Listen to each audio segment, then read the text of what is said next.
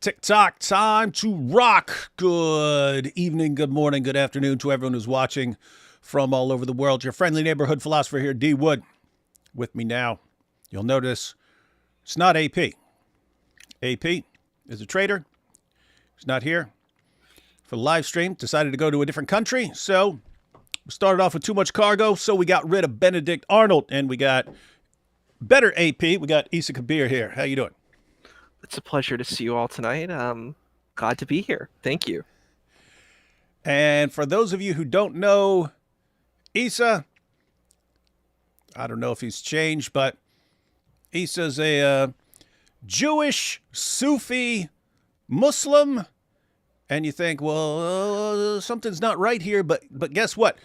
The Jewish love of life cancels out the Islamic love of death, and so you got nothing to worry about.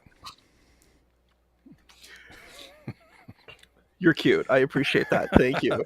Hey, thanks, man. How you doing? Excellent. Oh yeah, let me go ahead and address this real quick, just in case anyone's wondering. Did Giant DOC get a strike today? Yeah, for anyone who's watching, it was me, Jai DOC, and Chris from Speaker's Corner, and just having a friendly live call-in show where anyone who wants to call in and disagree with us about the Islamic dilemma is welcome to do so. And then, yeah, false copyright complaint. Claimed the entire stream was his, even though it's a guy we've never heard of. So apparently Yemenite had been encouraging people not to debate or to engage, but to file false strikes or something like that. Anyway, we'll check that out. But yeah, so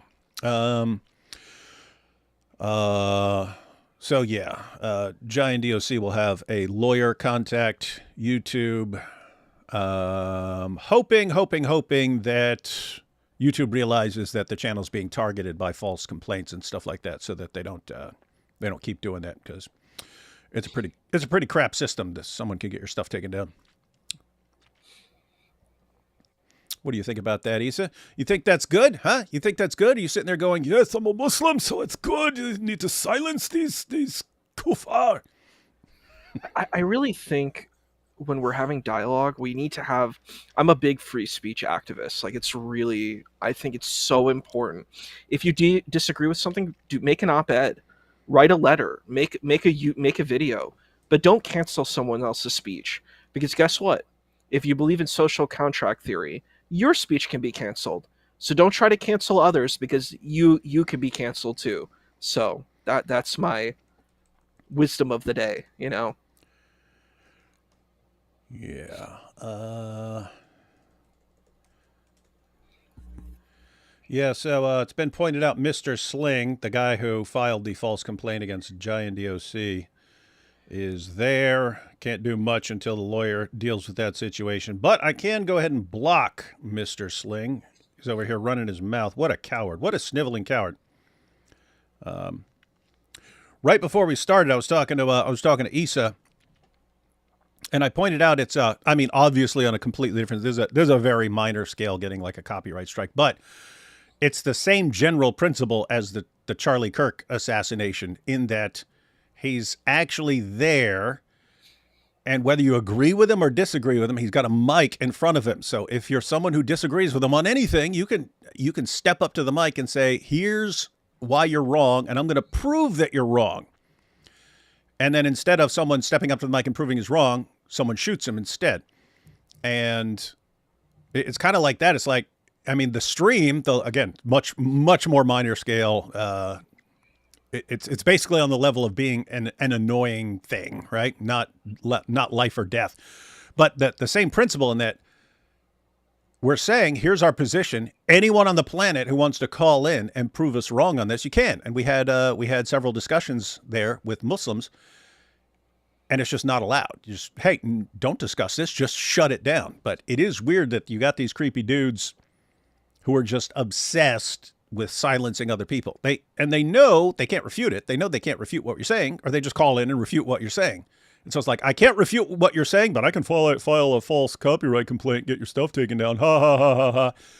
Yeah, that's just want you guys to know that doesn't work long term, because it actually ticks people off more, and then people see it and they're like, what is it with these guys and silencing all criticism? People don't like being silenced. You like being silenced, Issa? No. No. All right, so guys, that's the situation there, and just sucks. Sometimes YouTube is really quick with these kinds of things, and sometimes they sort of drag their feet and give people 2 weeks to respond and stuff like that. So we'll see what happens. One thing I wanted to add to that, I think it's strange. I'm like, if you have such a better position, why not just promote that and support that? I think you said it yourself. You mentioned like a panic mode and fear. I think this comes from a space of fear. It doesn't come from a space of courage. Um, People who have courage will step up. People who are afraid, this is the kind of tactics that they use. Yeah, I guess that's the other thing. It's like you're basically admitting defeat for your arguments. If I say, "Hey, let's debate this, let's discuss this," and you say, "No, all I want to do is silence you." Yeah, wouldn't it be much more persuasive to actually respond? And if you don't think you can, doesn't that tell us something about your confidence level? If all you do is try to silence people, in other words, it comes across as really weak It and does. cowardly. Bunch of sniveling cowards. Yeah, just come up and say your piece if you think you have a better position. I agree with you with Mr. Charlie Kirk, may he rest in peace. Just like Hey, don't come let up. the Dawah guys hear you say that, man. I mean, it's such a wild thing that an innocent person lost their life. Like, do you think that's a? And it's strange because he said, well, he had different opinions than I did, and I'm So like, he's not innocent. He's not innocent if he disagrees with you. it's so wild. And I mean, if you really watch his videos in depth, it's a lot more nuanced and complex. I think he gets a very unfair rap, in my opinion. Yeah, he does. Like I've seen clips of him where he's clearly like being brutal and insulting something. I've seen other clips where it's someone he like completely disagrees with him. He's like very careful and respectful. And at the end of the day, hey, I disagree. I disagree with you on this. What we're talking about. I disagree with you on this. But guess what? We agree on all kinds of other things. So we can all work Yeah. together on those other things and still disagree on this and stuff. And it's like, what level of obsession do you have to have with controlling what everyone says when that's too extreme? Saying, hey, we disagree on something, but we agree on other things. Let's work together on the things we agree with. And no, that's too much because you still disagree with us on something. Yeah. It's interesting. Like I said before, I did meet him. I went to one of his conferences, and I saw him interviewing the former, was it speaker of, was it the House, Senator? No, yeah, is it maybe the Senate? His name was Senator McCarthy, Kevin McCarthy. I don't know if you're familiar. He left office. He was the minority leader, I think. So I saw him interviewing him. Did he humiliate him? No, I mean, it was just an interesting conversation, and I think in dialogue we should just be able to hear different perspectives. It's really wild that people get so upset and so hurt. And I'm like, why don't you put your ego at the door and just enter the kind of dialogue instead of getting like really, letting your emotions take control. And I think I'm going to be very transparent. I think a lot of it's tribalism. It's not even religious. It's like, this is the tribe I was born into, and you're attacking my tribe. So a lot of people don't even know much about religion. That's one thing I've learned, like, because that's my academic field is religion, comparative religion. A lot of people know very little about religion. So really what they're doing is when they feel their tribe has been attacked, and that's why they get so upset and so angry, because you're like, you're attacking my family. And you're like, no, I'm attacking ideas that I don't agree with. I don't agree with your narrative. I don't agree with your ideas, and I'm challenging them. And if you don't like them, you don't have to listen to what I'm saying. You can go somewhere else. If you're such a religious, pious person, why are you watching this stuff to begin with? Go to your prayer house and pray. Go to the masjid, right? And go pray. Go feed the poor. Go do something worthwhile in your life. If this is such a thing that bothers you, go do something, righteous in your life. But if it seems like they're obsessed. Like, they're like stalkers. They're like a little bit obsessed. You know what I mean? Yep, yep, yep. All right, take these first couple of super chats, and then guys, we got the topic, and the topic is, I don't know if it was clear. What did I put? What did I put? I put apologist wives versus Dawah wives. How are they treated? And so in this live stream, it's basically based on the 4-on-4 Christian ladies versus Muslim ladies debate that took place on Dr. Daff's channel just a few days ago. And it was watching God Logic discuss the debate with his wife, Christina, Lady Logic. Afterwards, they did a video. But I was just watching that and thinking, like, how different is this from Ali Dawah having his wife communicate through a dry erase board? Very, very different. So I just want to be clear here at the beginning as we go through this. I'm obviously not talking about all Muslim men and their wives or all Christian men and their wives. You have Muslim couples who are extremely loving and respectful towards each other. I mean, the first like close up I had of a Muslim family was Nabil and his parents, absolutely loving, awesome family. As someone from a pretty darn dysfunctional background, I was like, wow, what an awesome family that is. And you do have men who go to church on Sundays and are complete dirtbags towards their wives. So we're not talking about everyone here. We're kind of talking about the Dawah level of stuff. These guys are really, really, really, really, really bad towards women. Extremely bad. So we're going to check out some of that, guys. We're going to go through some clips. First couple of super chats, then we'll jump into some clips. Where in the zoot are you zooting? What is this? Mr. Sling, I'm on your SSA, not in the old zoot sense. Do you know what SSA means? I don't know what that means. No. I was thinking of like Social Security Association. Like that was the thing that popped up in my mind, but I have no idea what that is. Yeah, I'm wondering if it's something like reporting him or something like that. I don't know what it means. Something like that makes sense. Let's see. Who did a copyright strike on Giant DOC stream is in the chat calling David Wood a coward. Yeah. We're sitting there in a live stream saying, call in and prove us wrong if you disagree with us. And then the response is, no, I will shut you down. You're a coward. What a coward, man. Someone in the comments said that SSA, look at it backwards. Oh, I thought that, but I was like, why would they spell it backwards? You normally just put a little asterisk for one letter or something.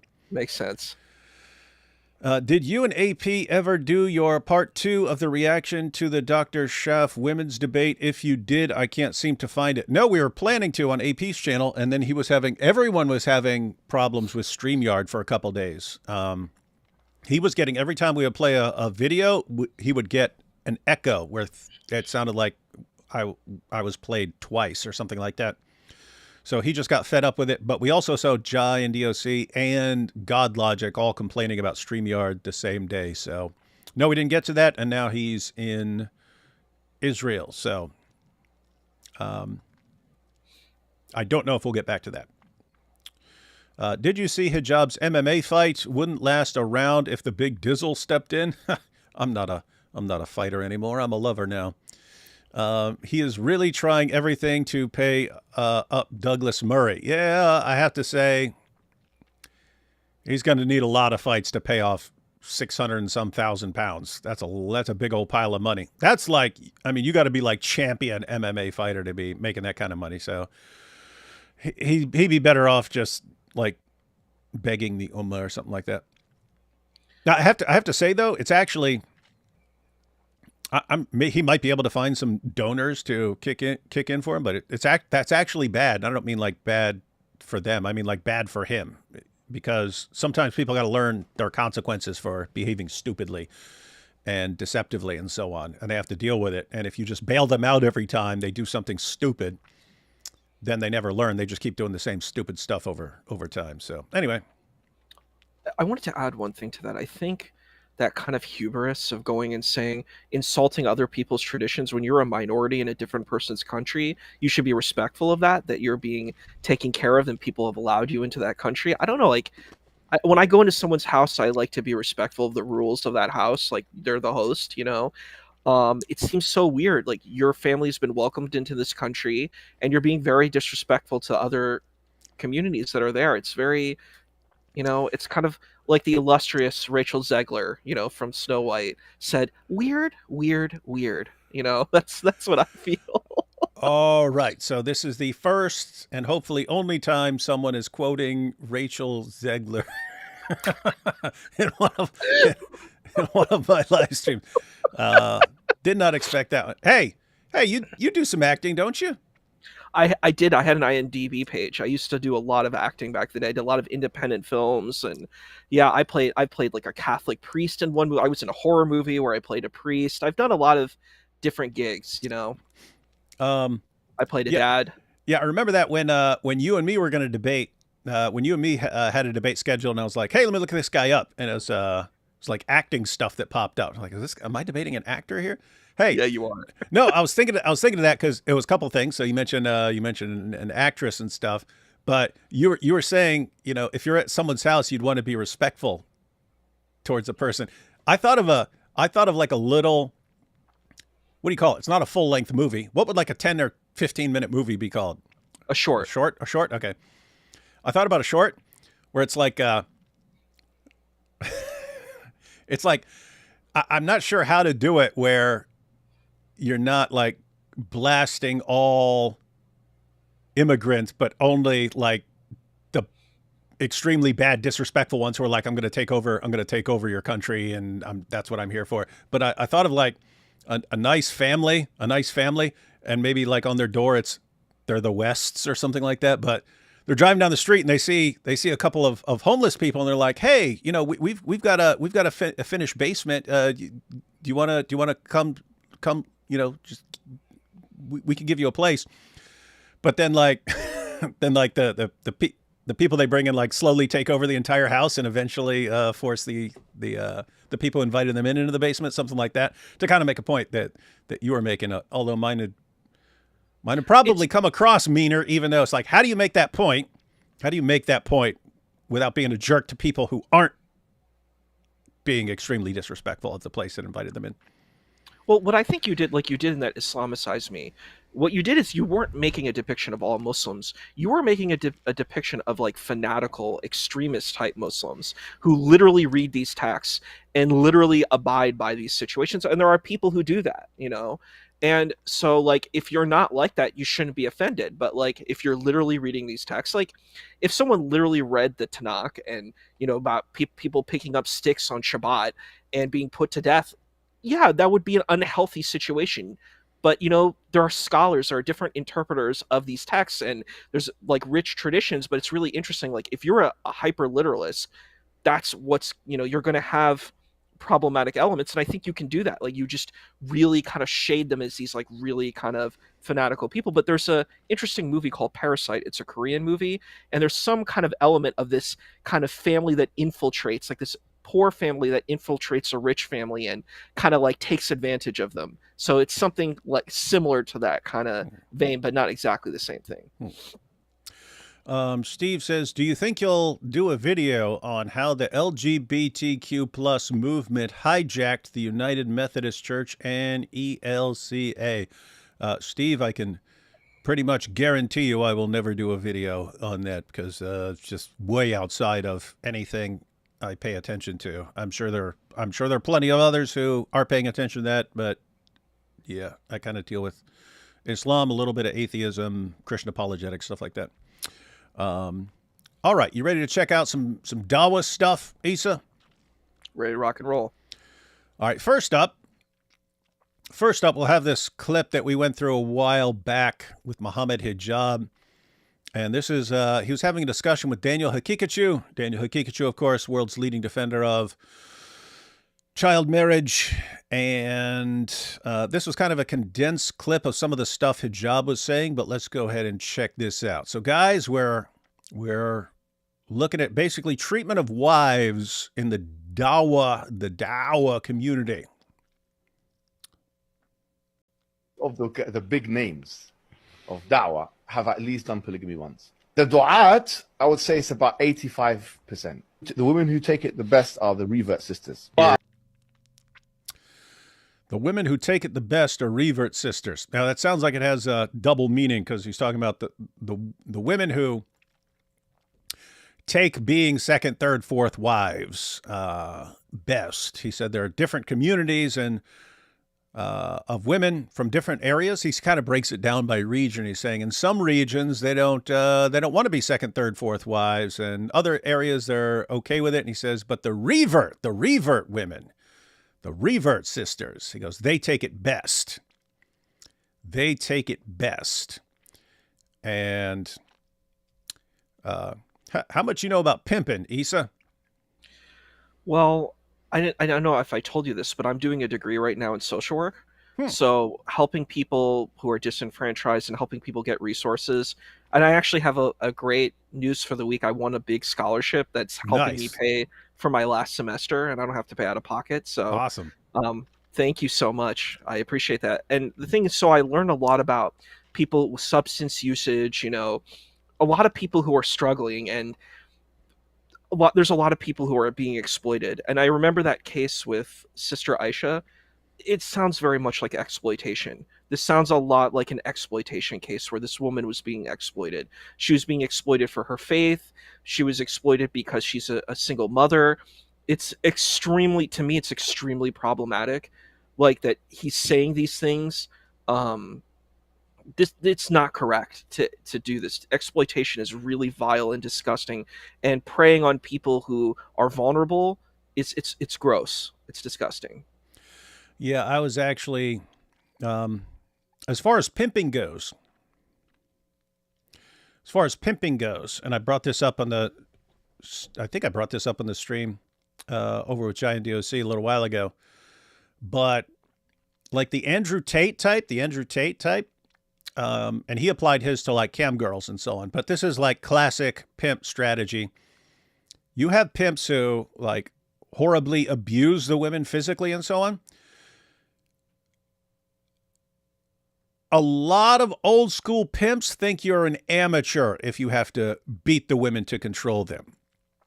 They favor what's called the lover boy method. They view you as an amateur if you have to beat women to keep them in line. What you're supposed to do, according to these guys, is get them to fall in love with you. And then you might have 5, 10 girls and stuff. They all think you're in love with them. And you make each one of them think that she's the special one that you're in love with, and all the other girls, they're just the prostitutes and stuff. But he really loves you, and you keep each one of the girls thinking this. But these guys will also have what's called their bottom girl or their bottom B. Andrew Tate talks about this, and the idea is they're your recruiter. And Andrew Tate says this in his PhD course. He's teaching. He taught this, that you don't tell the woman, you, like the Andrew Tate, the pimp type, you don't tell the woman you want her to do cam girl work for you. You get your bottom B to do that for you. Your bottom girl. She gets approached by another woman. Hey, it's great. Cam girl work is awesome. It's so fun. It's so great. And that way it's not you, it's her. It's coming from a girl. And apparently that just works better. But I was thinking about that setup and how the Dawah guys are. They get like these revert girls and they start having them make TikTok videos about how great Islam is. And they're using these revert girls to make videos to recruit more revert girls, because revert girls take it best, according to hijab. And so these are the ones they want. They want a steady stream of new women converting to Islam to be the wives of all these polygamous Dawah guys. And hijab just said, he says about 85% of the Dawah guys do this as far as the polygamous marriages and so on. But it's just weird. It's like the Dawah is set up exactly like the pimp game. It's you got your guy, you get your girl, you let her do the recruiting, and these guys, hey, we want more of the revert sisters. They take it best. So let's get a revert and have her start making videos, recruit more girls, and it's all for us. And it's like you guys have you're applying the pimp game to religion, man. I also have a critique of this word revert. I don't know what it means. It's bizarre, and it's not even a classical Ahlus Sunnah wal Jama'ah, like their Sunni Islamic ideology. That's not what it is. The concept is there's this thing called a fitra, or an innate disposition. So people are born with an innate disposition to good. That's your classical, Sunni doctrine, right? This is ridiculous. Saying you're born a Muslim, you would have to be, the idea is for a person to become like a Muslim or being held accountable, you have to be baligh, you have to be of puberty, right? So this is a bizarre narrative that makes no sense. If that were true, that everyone was born a Muslim, then why would the Quran as a text talk about other groups of people? Why would Nasara, which is weird, is a Nasara a Christian? I don't know. Some people say it is. Like, it's hard because, like, what is defined? What is Yahud, Bani Israel? And then there's also a Sabian, right? And these different factions. If everyone's born a Muslim, why would these other factions exist? Why were the ancient people, why were they called Israelites? Why were they called Bani Israel? Why were they not called Bani Muslimin or Bani Mu'minin? Like, they weren't called that. They weren't called children of Muslims or children of... So it's like you're not even looking at the internal logic of your narrative. You're just making stuff up. It's a completely constructed, fabricated narrative. It makes no sense. And you're saying, well, you're born... No, you're not. And when I hear people say, oh, these people were all Muslims, it's called a retcon. You're doing a retro continuity where you're trying to take all the Hebrew prophets and you make them Muslim. How do you do that? They didn't pray 5 times a day. They didn't pay zakat. They actually had to pay a much higher amount. They had to pay 10% of their wealth. They didn't make Hajj to Mecca. They didn't fast Ramadan. So how are they Muslim? It's like these things I hear, they're so bizarre and I don't understand them. They make no sense logically, even through your standard classical internal Islamic framework. Do you think that's fair? Like, is that a fair argument? Or I'm just saying you're sounding pretty Islamophobic here for a Sufi Muslim. I just think we need to be honest. We need to be honest with what's going on here, right? That is a refreshing approach to take, being honest about sort of like reality. Yeah. So I asked what people know about pimping, and Canadian said it ain't easy. Yep. I think that was who was that? That was way back then. I think it was Big Daddy Kane. Pimping ain't easy. Here we have 22 Easy Channel said, hey, David, you are a liar. You lie all the time. Well, it's your lucky day. 22 Easy Channel. I'm pausing right here before we continue to give an opportunity to list my lies, or at least the best lie, the biggest lie. I lie all the time. So what's my biggest lie? Actually, wait for you to respond real quick. I wanted to answer that thing too. It's like, I think what that is, it's an ad hominem attack. It's just easy to say someone's a liar. I don't think they know what a liar is. A liar means that you're covering over the truth, that you're saying something that doesn't exist. What the person, I think, could say is saying, I disagree with you. I think what you're saying is incendiary. That might be an argument you can make, but you can't say you're lying. You would have to prove that. And I've never heard you lie about anything. I've watched your content. You know, one of my favorite videos that I've watched of yours, I really liked it, was your video where you play a KKK member. Oh yeah, that was funny. And I'm like, and the thing is, I agree with you. White supremacy and Arab supremacy are exactly the same thing. These people think that they're better than everyone else, and they will dominate and condescend to everyone else and say that their culture, their heritage is better than everything. And I'm like, yeah, that's pretty disgusting, and people do it, and we should just own it. We need to be accountable. And I think you're right. You have lots of people who, lots of Muslims use the word liar basically to mean you're saying something I disagree with and you're wrong, and therefore I'm going to call you a liar. Whereas most of us, when we're talking about liars, we normally mean someone who is deliberately being deceptive, deliberately giving false information or something like that. And so that wouldn't be simply someone who's wrong about something. Guess what? If all you mean is I'm wrong about things, guess what? Yes, absolutely. I've been wrong many, many times. And so you could say that. As far as Me too. lying, yeah, I haven't. Yeah, guys, let me know if you see a response. I've been waiting here for a couple minutes, staring at the comments. I still haven't seen what I'm a terrible liar about. So we'll just wait until later. But One thing I also wanted to add too is like I keep saying cooked. I guess this is like Gen Z language. I don't really understand it, but they keep saying people are cooked or they're just imitating Avery. I don't know. It sounds like they're either imitating Avery or this is Gen Z words. I don't know. But the thing is, they're like, you've been defeated, and I'm like, and I watched. I'm like, what? Where has the defeat come?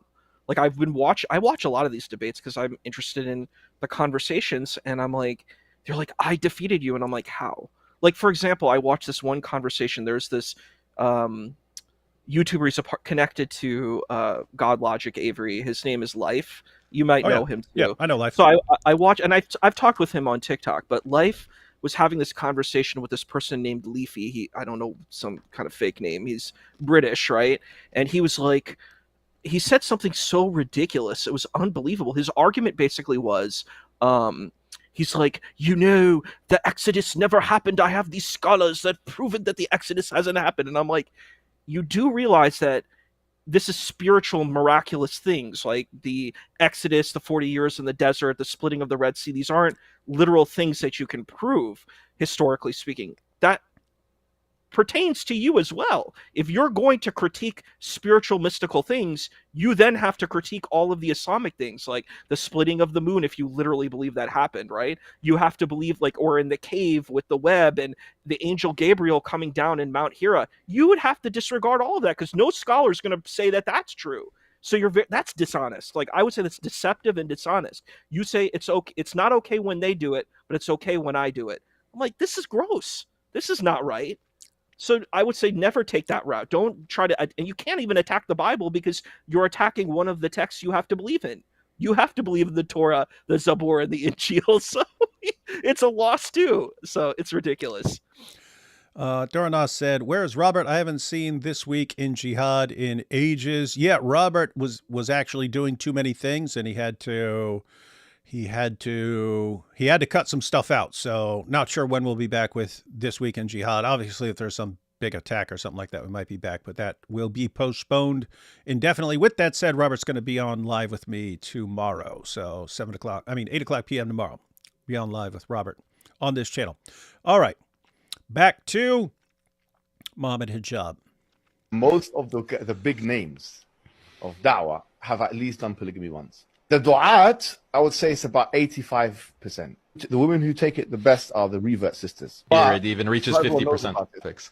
In the UK, what percentage of imams and shuyukh and du'at have a second wife? What percentage would you say? That's very difficult to know, but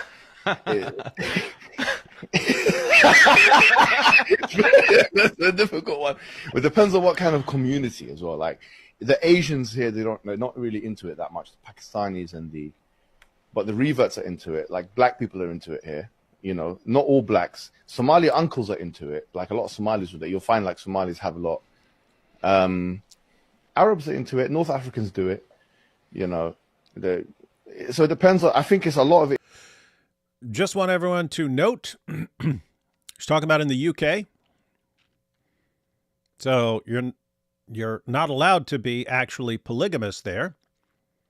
And so what these guys, what they mean is they get their marriages in a mosque. So you have all these guys and they're doing polygamous marriages and they're just, you don't even have to actually go to the mosque. You just get some leader and they do them over Zoom and they do them over phone calls and things like that. And so you want a quick marriage and so on. And we've seen clips of Mohammed Hijab in the past where he's talking about like what do they call them? Mikmutta marriages and so on. That someone can just call him up. Hey, I'm about to have sex with this woman. Don't want to do it the wrong way, so hurry up and marry us. And it's like, okay, what's the mahar going to be? I'm going to get her a Happy Meal at McDonald's, and that's how they're doing things. These are the guys who are lecturing us. These Dawah guys who are the ones who are lecturing us on morality and saying that we all need to be like him and the whole world needs to convert and be like that. Weird stuff. But back to hijab here. It's to do with like community-based and demographics and how the woman will take it. The people the women who take it the best are the revert sisters. From my experience of observing the situation, yeah. Did you see it? What he started laughing? Of my experience, they both started laughing. He said, "My experience." He says, "Based on my experience of observing this situation, it's clear he's just saying, of course I do this. Of course I do it. It's hilarious to me. It's just amazing. There's all hilarious stuff to them." Let me play that part again. He doesn't tell his wife this. He doesn't tell his main wife that he has kids with that he's doing this. This is so sick. It's so gross. It's exploitation. You are exploiting women. This is trafficking. It's really disgusting, and you're calling it marriage, and it's trafficking. You know, these women, you're taking advantage of them because they're vulnerable. And like, there was someone in the comments who were like, "Oh, you know, it's a consenting adult," and I'm like, then you don't understand power dynamics, you don't understand vulnerability, you're just saying, oh, they're two adults and thus it's equal. It's not equal. These are not equal power dynamics. You have this really famous person, you know, and he's famous because of you, I think, right? That's why he became really famous, is because he debated you and said you don't know Arabic. Like you have to know Arabic into engaging a religion, and you do know Arabic. You might not know like at an expert level, you know, some words here and there, you know, and you probably are familiar with some of the letters, right? But you know, like expertise, like most people are not experts on any language. You know? Even in that, he agreed with me. I said, according to Surah 33, verse 56, Allah prays for Muhammad, and he says, "I'll give you a free Arabic lesson." He doesn't pray to He doesn't pray to Muhammad. He prays for Muhammad, and the crowd burst into tears. Like, that's exactly what I said. So he agreed. So he agreed with me. But no, that's where that's where people find out about how Dawah works. It's not actually, people aren't actually paying attention to what the argument is and what the response is. They're paying attention to how confident someone sounds, and that's why hijab really took off. I mean, he's like the king of like chest thumping. "Ha ha! I'm spouting complete nonsense, but I'm humiliating everybody!" Rah! And they all go, "Wow, our hero!" And so that tells us something about the fan base.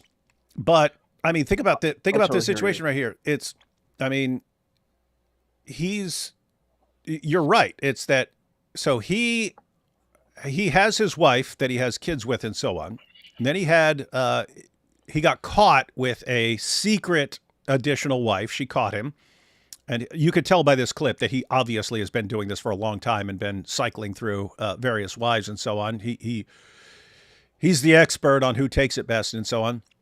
But apparently he got in trouble, and then his wife separated from him, and then he like promised he'd never do it again. And of course he's doing it again, and he's been exposed for doing it again. And so, yeah, that's the situation. But I mean, think about this. I mean, you're talking about like the power imbalance. When they're talking about the revert sisters, where are these revert sisters learning what they're supposed to do? From the Dawah guys. So you can kind of just convince them to go along with anything you want, and they're thinking of this as part of that. They have to do this as part of their religion. And you could see it, because we actually had discussions with one of Hijab's ex-wives, Sister Aisha, and you could see, I mean, she wanted to get married and have a family and have a home and do great things. And he told her, yeah, that's what we're going to do. We're going to have a family and this and that and so on. And then they consummate the marriage. And then he tells her, no, actually, I just want you as a secret hotel wife.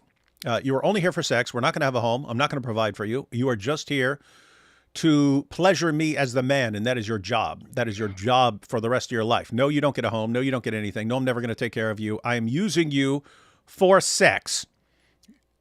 And it's weird. It's like that's what they're doing to women. That's their plan for the revert sisters.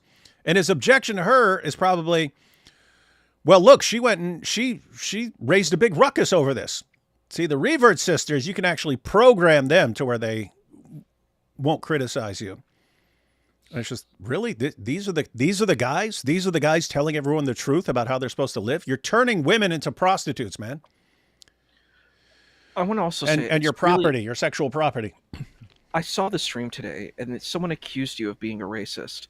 I'm sorry. What I just heard here was the most racist, most bigoted stuff. What he's doing is he's objectifying women. Who are these so-called reverts? These are people of European ancestry, clearly. That's primarily what we're talking about. It's so disgusting. It's so bigoted. It's so hateful. And you're like, I'm going to exploit these women who are looking for God. They're looking for God. They're looking for a relationship, a relationship with the divine. They're trying to have fulfillment. And instead, you're sexually exploiting them for your own means. It's so disgusting and gross. People who use God to exploit women. I don't know.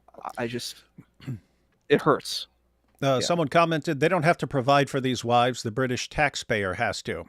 Yeah, that's another thing. Since the marriages aren't official before the state, they're not recognized by the state. They only happened, between the two parties and so on, and then the witness and all that. These women are officially like single mothers. And so they can be paid, they can be covered by the government because they're officially just single mothers. And I remember this was like 15 years ago when I read this, but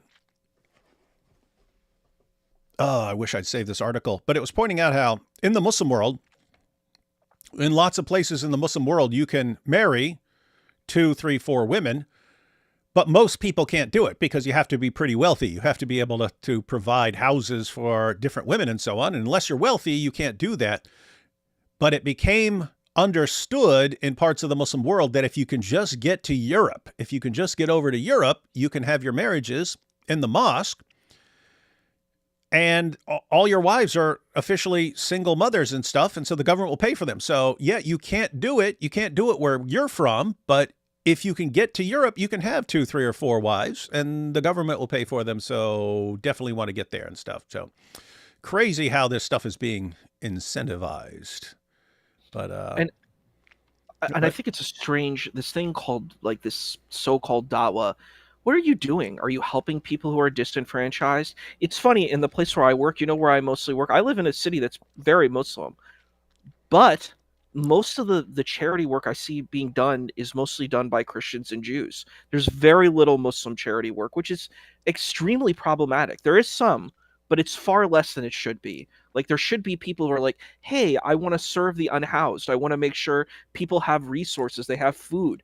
And, I go to this like Christian center mostly like every day that I can. I'm like a VIP there because I volunteer there a lot. But I do soup kitchens and I serve food to these unhoused people, and they do it literally every day. Breakfast, lunch, and dinner. They serve these men, and there's some women that come, but every single day they do that. There's this other place there's a lot of places like that, and I've served in a lot of these places, and all they do is they serve food. And sometimes they preach and they sing gospel songs and stuff like that, and I think that's totally fine because I'm like, you're serving these people. That's much better. What you want to call Dawah, whatever, Christian or Muslim Dawah, whatever. Put your money where your mouth is. Sitting around and just taking money from people and saying I have, like, I remember the Central Dawah had some plan where you pay $20 and and you could learn how to beat Christians up. I'm like, this is what you're doing. You're spending your life doing is you're paid $20 for my website every month and you can learn how to beat Christians. Nice. Yeah. Good luck with that, Central Dawah. Oh, by the way, our we don't live in New York anymore, but our church in New York was super cool. It was in Queens, New Life Fellowship in Queens, and they made a like free medical center in the basement, but they also had a place where homeless people could come into the church during the week. And so you're a homeless person, you can walk into the church. You take your clothes off, put a robe on, take a shower. While you're taking a shower and eating a meal, they wash your clothes for you and stuff like that. And then you finish up and put your clothes back on and so on. But I mean, it was amazing because I mean, you had like PhD professors from universities in there washing the clothes of people in the community and stuff like that. And there was something right about all that. There was something cool and right about all that. All right, let's jump back into this. I'm with you too. I've served with medical doctors, and I did one called Broad Street Ministries, and that's what they do. They get clothes for people. They get food for people. They help people. I'm like, that's what I believe in. I believe in serving others who are in need. And it's so sickening when I see this. It's like, no, what I'm hearing is the opposite. How do I exploit people? How do I take advantage of women? That is How do I Dawah. sexually exploit them? It's so disgusting. I'm like, you're not going out and saying, hey, I got this money. And then I remember we did that New Year's thing where one of the guys did a Ponzi scheme. I'm actually studying detecting financial crime, and he did the fraud triad. But he took advantage of people and he exploited people, and he said, you'll do halal banking, and then he stole all the money. It was so sickening and evil. And then he's like, I'm so sorry. Yeah, you're sorry because you got caught. You're not sorry that you took all that money, man. Yeah. All right, back to our good friend Mohammed Hijab breaking down Dawah Wives for us. From my experience of observing the situation, I thought it's so, every community has their thing, and I think the Pakistanis are the least likely to do it. Like the older generation Pakistanis and Bengalis and stuff, they're least likely to do it. I haven't really seen that many, but now the Salafis are doing it. Salaf Pakistanis are doing it. Salaf Pakistanis are doing it. It's more possible in the Salafi communities, I think, than the Deobandi communities and the. Would you say it's like half? Is it 50% or more? Who? Of all shuyukh, imams, and du'at? Much less than that. Much less. The du'at, I would say it's about 85%.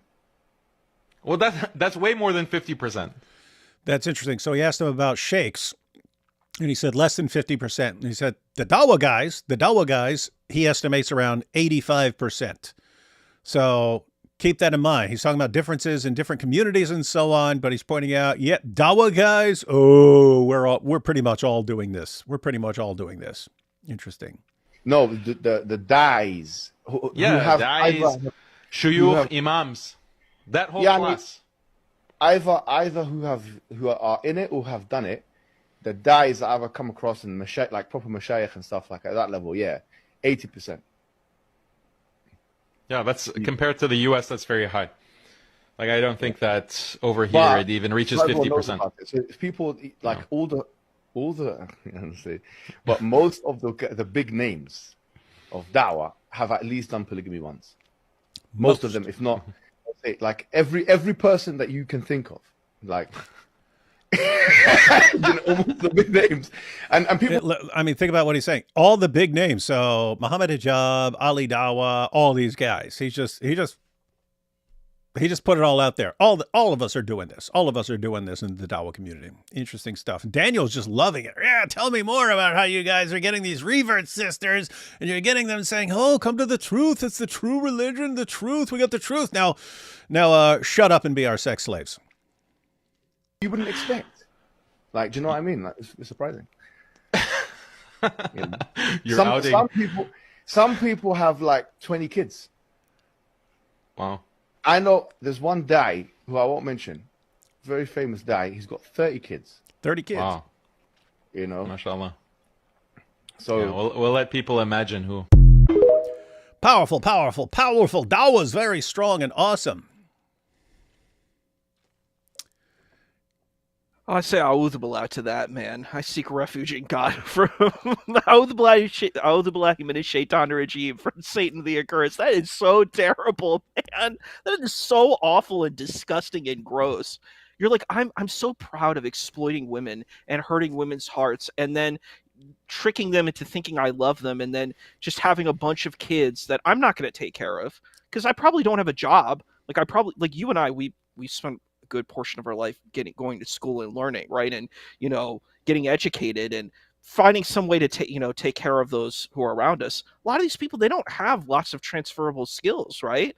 All they did is they learned some Arabic, they learned the script, they read some books, and they don't even really understand these books very well, but they learned that stuff, and they're charismatic and charming, put that in air quotes, and then they start saying these things, and then people are like, oh, this is so amazing, this is so good, you're talking about God now, and then you're exploiting people, but if in reality they can't actually contribute any really valuable thing to society. You know what I mean? If you think about that, can they do that? Can they actually give something of value to society? They can have lots of kids, apparently, with all their wives and so on, and a steady stream of revert sisters. And you're not going to take care of these children. You're not going to raise these children. Like, I've been a teacher. Like, I've raised children to a certain degree, like in school, and like I was teaching. I was supporting little kids, and it's a lot of work. It's a lot of work.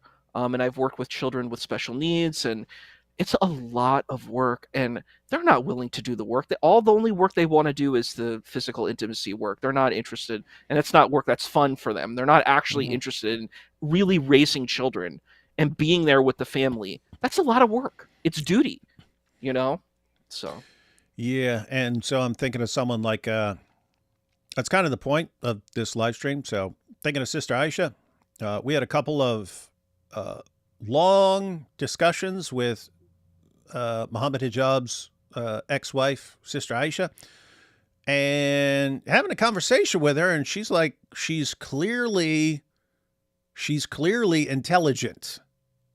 She's clearly intelligent, and what does she want in life? She wanted to have a family, have a home, and do dawah. And she's told, no, none of that. None of that. You're going to do what I say because I'm the one who is manipulating you right now. And it's like you're taking people who could be doing something and crushing everything they want out of life and saying, nope, this is what you're going to be for your religion. And what you really mean is that here's what I want you to be, and I'm using this to control you and shape you into what I want you to be. And it's just crazy stuff. Because guys, this isn't some weird person. He's pointing out all the Dawah guys are doing this. Basically, they're all doing the exact same thing. And it was interesting on the live stream we had earlier. Jai and DOC were pointing out there was some TikTok video where it was a Muslim woman complaining about all the Dawah guys were telling them what to do. You have to do this and have to do that. And she was complaining. She's pointing out that they're actually telling the women, you have to be like fully covered even when you're at home, just in case someone's looking through the window, at you and stuff. And so this wouldn't be the problem for the person looking through the window. This would be, you're a bad woman. You're a bad woman if you're not fully covered, even if you're home by yourself or something like this, because someone might see you through a window or something like that. And the woman's like, it just sounds like at the end of the day, you don't even want us to exist. You're telling us all these things and everything is on us. And it just sounds like you hate us and you don't want us to exist. And the comments were tons of women just pointing out like what evil scumbags these Dawah guys are. And it's would be really, really good if women start catching on to what they're dealing with here. These are not heroes, ladies. They're not here to help you get closer to God or anything like that. You are playthings for them, and they treat you like prostitutes. And a different direction. We'll check out Ali Dawah here. Check out Ali Dawah, then we'll check out some super chats. Then we'll go on to compare all of this with God Logic and Lady Logic. Let's see Ali Dawah first, though. This is Ali Dawah and his wife. What's up? I want to say one quick thing to add to what you were saying. It sounds like The Handmaid's Tale. Do you know about that? There's this show where it's like this dystopic future where women are like breeders. Oh, really? For men. Oh, I didn't know what that was. I heard everyone complaining about that. I mean, applying that to all sorts of situations with women. But for some reason, I thought it was like a medieval show. But you're saying it's like a dystopic future show. It's a future dystopic show. And it sounds just like what you're talking about. It's like, you're just a breeder. You don't have any value. You're not human. I'm going to dehumanize you, take away your value. That's what I'm hearing. These words that I'm hearing are making me feel sick. Like, it's so disgusting and gross. This is not you're not treating this person as your partner. They're like your object. They're your possession. They're not your partner. And that's, I don't know. That's sick. All right. So now we have Ali Dawah. We heard what Muhammad Hijab thinks about women. And guys, we went through the scandal that followed because Hijab convinced this woman that she could have a life with him, a family with him, and so on. Then once he got what he wanted, he informed her that, nah, none of that stuff is actually going to happen.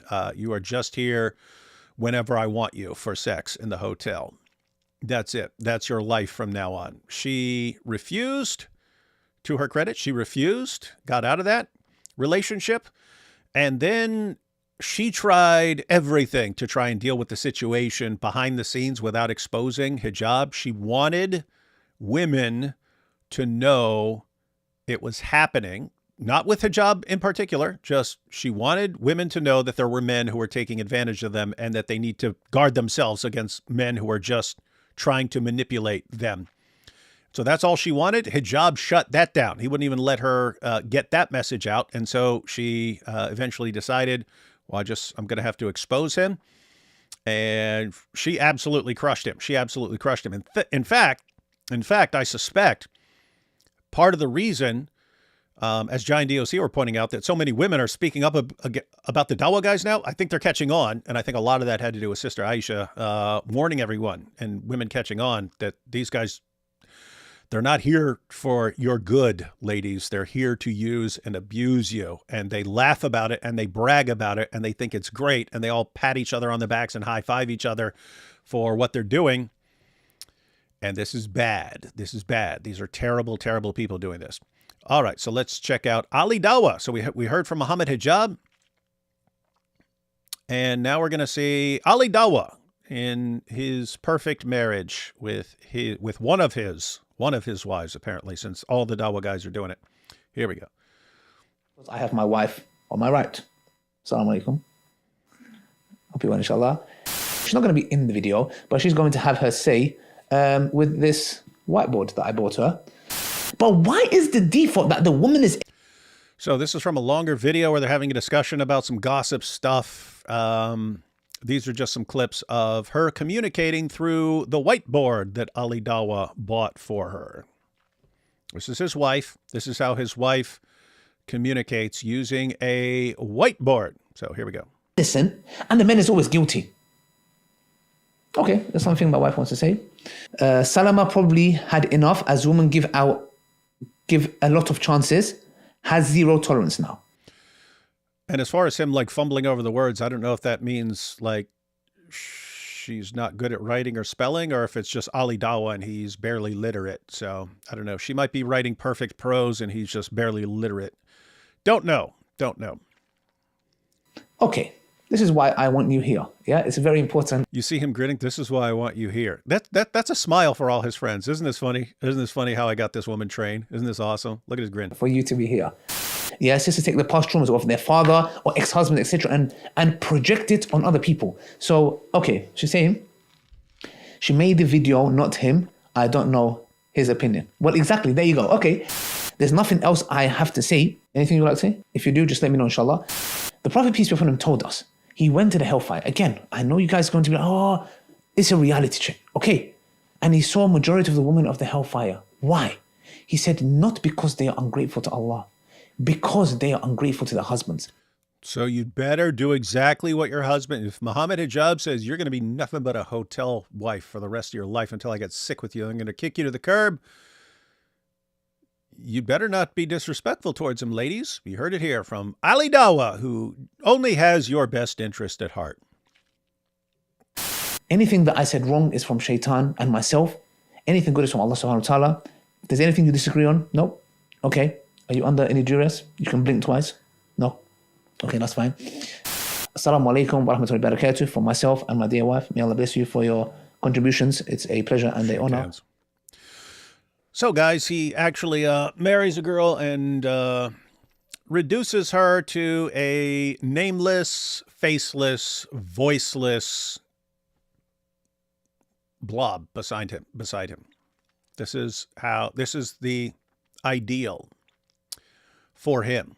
Again, I'll say it. I said it earlier.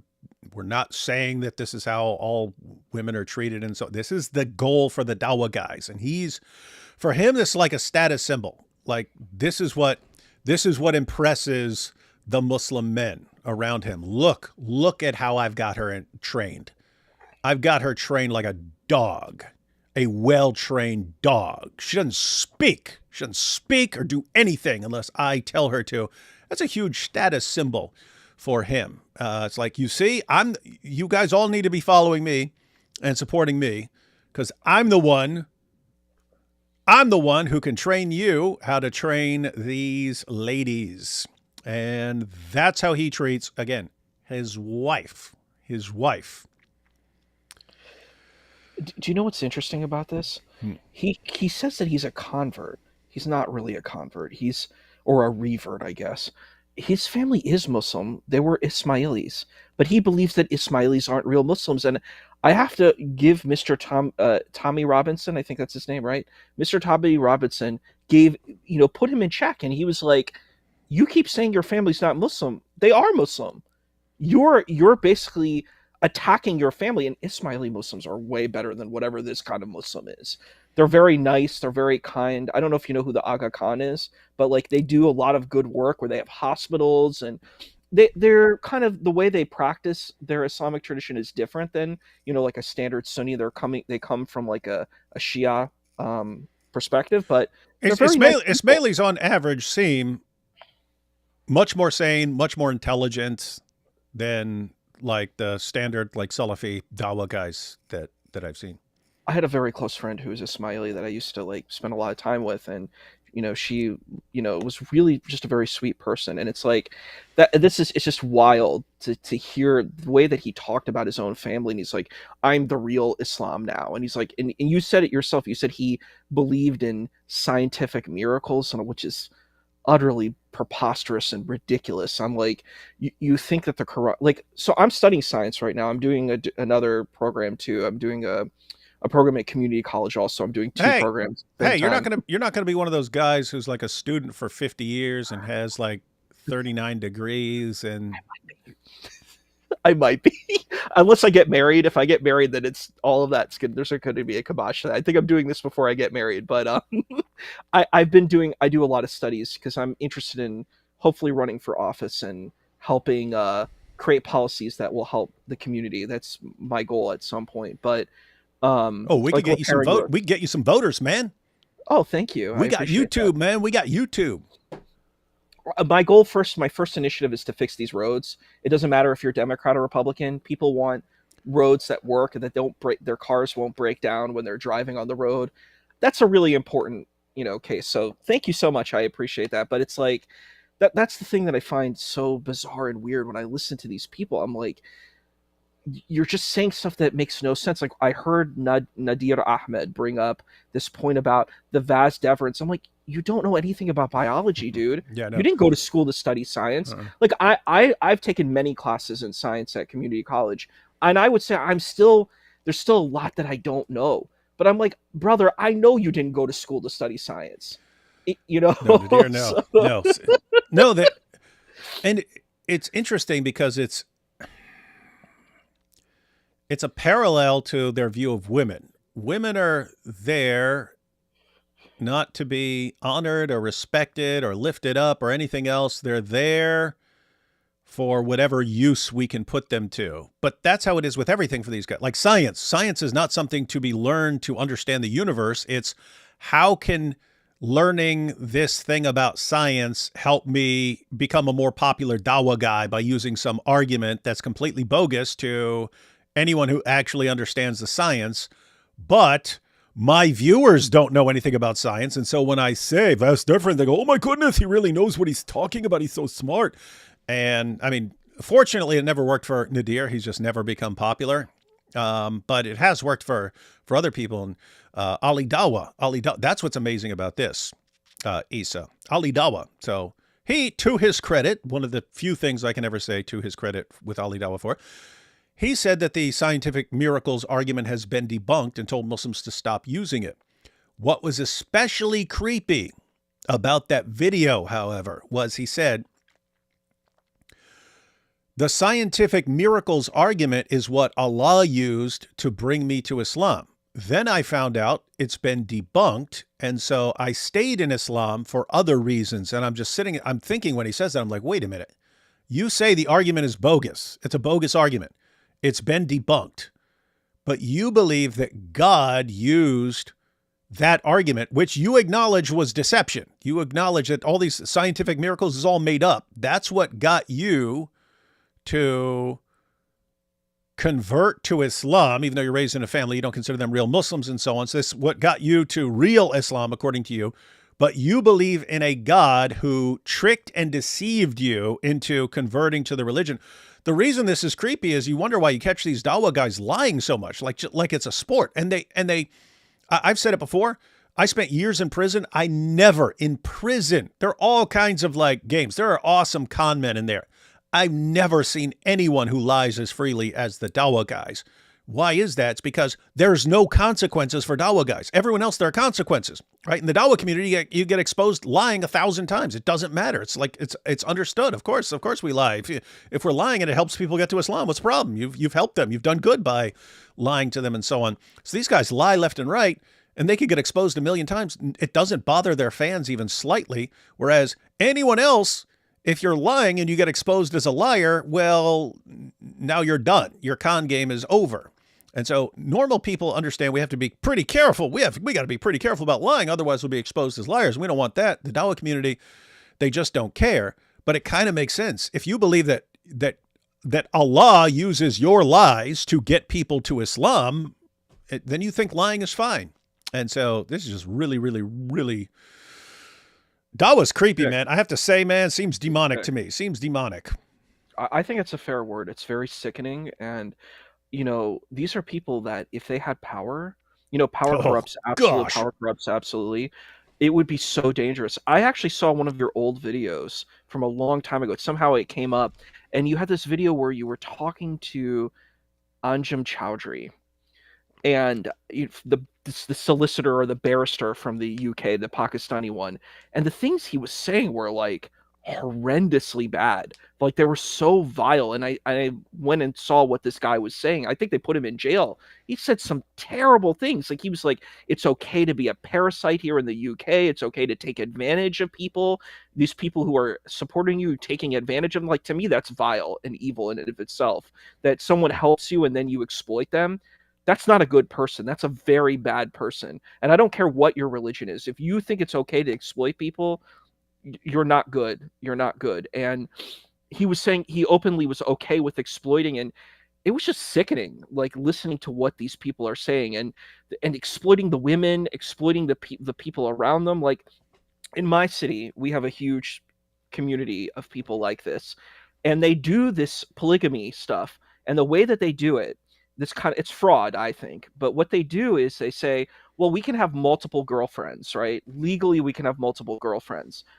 And we will get married at the masjid. So I'll get the nikah, the certificate of nikah of marriage, and I will marry all these women. And most of these women are women who are, they're born in situations where they don't have a lot of resources. So it's very difficult for them.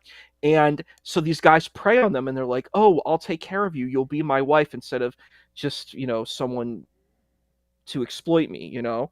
And they exploit the system. They get on welfare and Section 8 housing. So they use these systems and they exploit these systems. And it's really vile.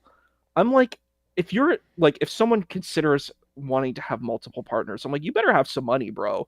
You better have some stockpile of cash, you know, if you're even considering something like that. But a lot of these people don't have anything.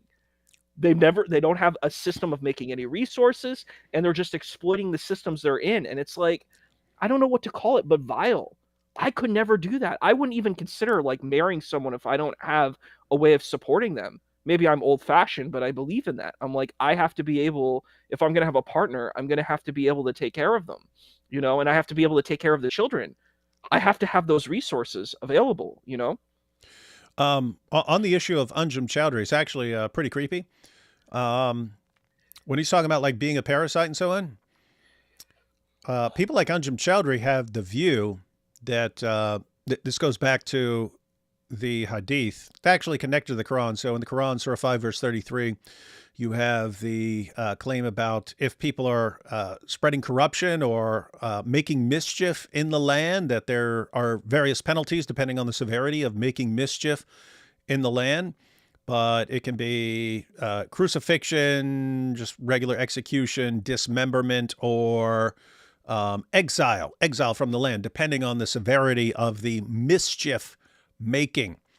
But you go to the Hadith and you have Muhammad saying that whoever pays for a person who's going out and doing something, if you fund a soldier to go out and fight, you get a reward equal to the soldier who goes out and fight. So if you're, if a jihadi wants to go out and fight, but he doesn't have a weapon or doesn't have any armor or anything like this, and you pay for him to have that so he can go out and fight, you get a reward equal to his. But the idea there is the people who fund what's going on are equally responsible for what happens.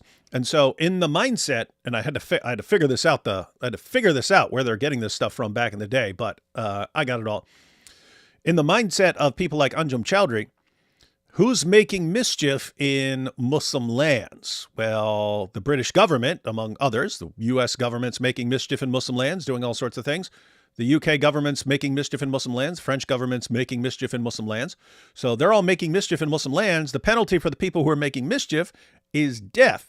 But according to Muhammad, it's not just the person who is out there doing the fighting or whatever else, or dropping the bombs or anything else. It's the person who funds that. Ultimately, it's the taxpayer.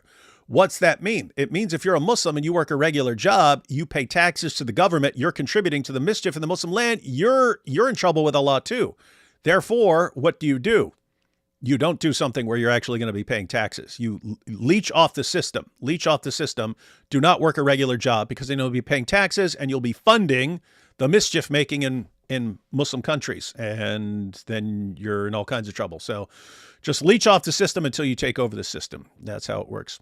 Do you know there's an interesting author? There's a Palestinian Christian author, and he's one of my favorites. His name's Wael B. Halak, and he wrote a book called The Impossible State. And basically his thesis is that no modern nation state can be an Islamic state. He's like, the ancient Islamic states, it can't exist now. It exists within the time of the Age of Empire. That's just the way that it was. So basically his argument is that every modern state that have Muslim majorities are not Islamic states. And he says it's just an impossible thing. He's quite brilliant. He's actually, a lot of Islamic institutions that are scholarly teach his work, because he's kind of a very brilliant author. Oh, this is very interesting. Just saw it. Let me see. Where'd it go? This is breaking news, guys. Breaking news. Someone just pointed out there. I did not know this. I did not know this at all. Let me see if I can find the comment, because I saw it a minute ago and then it scrolled. And then I was looking it up to see if it's right. Here we go. By the way, they got the guy that killed Salwan. And I just looked it up. But yeah, Reuters says Swedish prosecutor identifies suspect in Quran burner murder case. So I'm just seeing this for the first time. It says a suspect has been identified in the murder of an anti-Islam campaigner in Sweden in January, the public prosecutor said on Monday, a case that the Swedish prime minister has said might have links to foreign powers. We have a good picture of the sequence of events, and after extensive technical investigations and review of obtained surveillance footage, the prosecutor said in a statement, at present, the suspect's whereabouts are unknown. So apparently they know who it was, but they don't know where he is. I'll just finish reading this. The statement did not name the suspect. Well, that's smart. If you know who he is, you don't want to name him, because then everyone can inform him that he needs to get out of there. Court documents obtained by Reuters showed the suspect was a 24-year-old Syrian man who lived in Sweden at the time of the murder. It said Quran burner Salwan Momika had been shot 3 times, and the killing had been preceded by careful planning. 1 second, an ad popped up. A detention hearing was set for Friday in a district court, a procedure under Swedish law prior to the issuance of an international wanted notice for the suspect. So it sounds like he got out of there, and that they're issuing a warrant for him to be arrested wherever he's found. Interesting.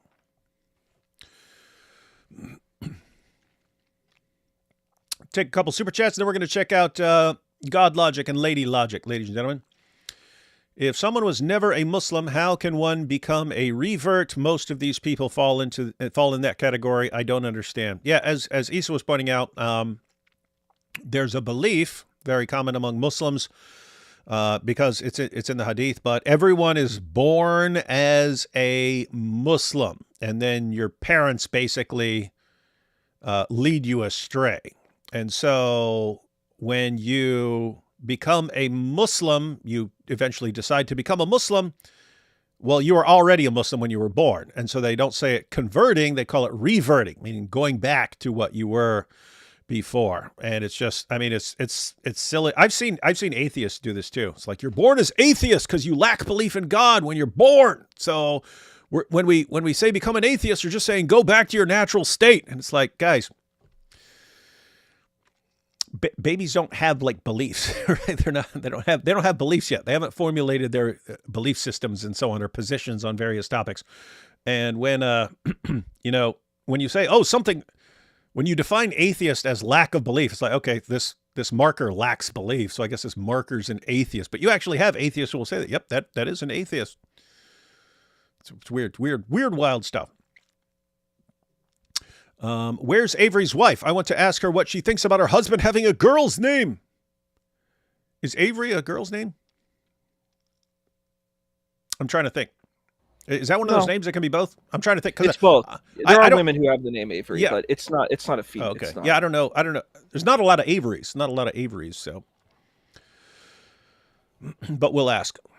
I'm starting to wonder if everyone really deserves freedom of religion or speech. Adams' quote about the Constitution being, John Adams, being for a moral and religious people really hits me. Where's the line? Why should Satanists or Muslims have the same rights?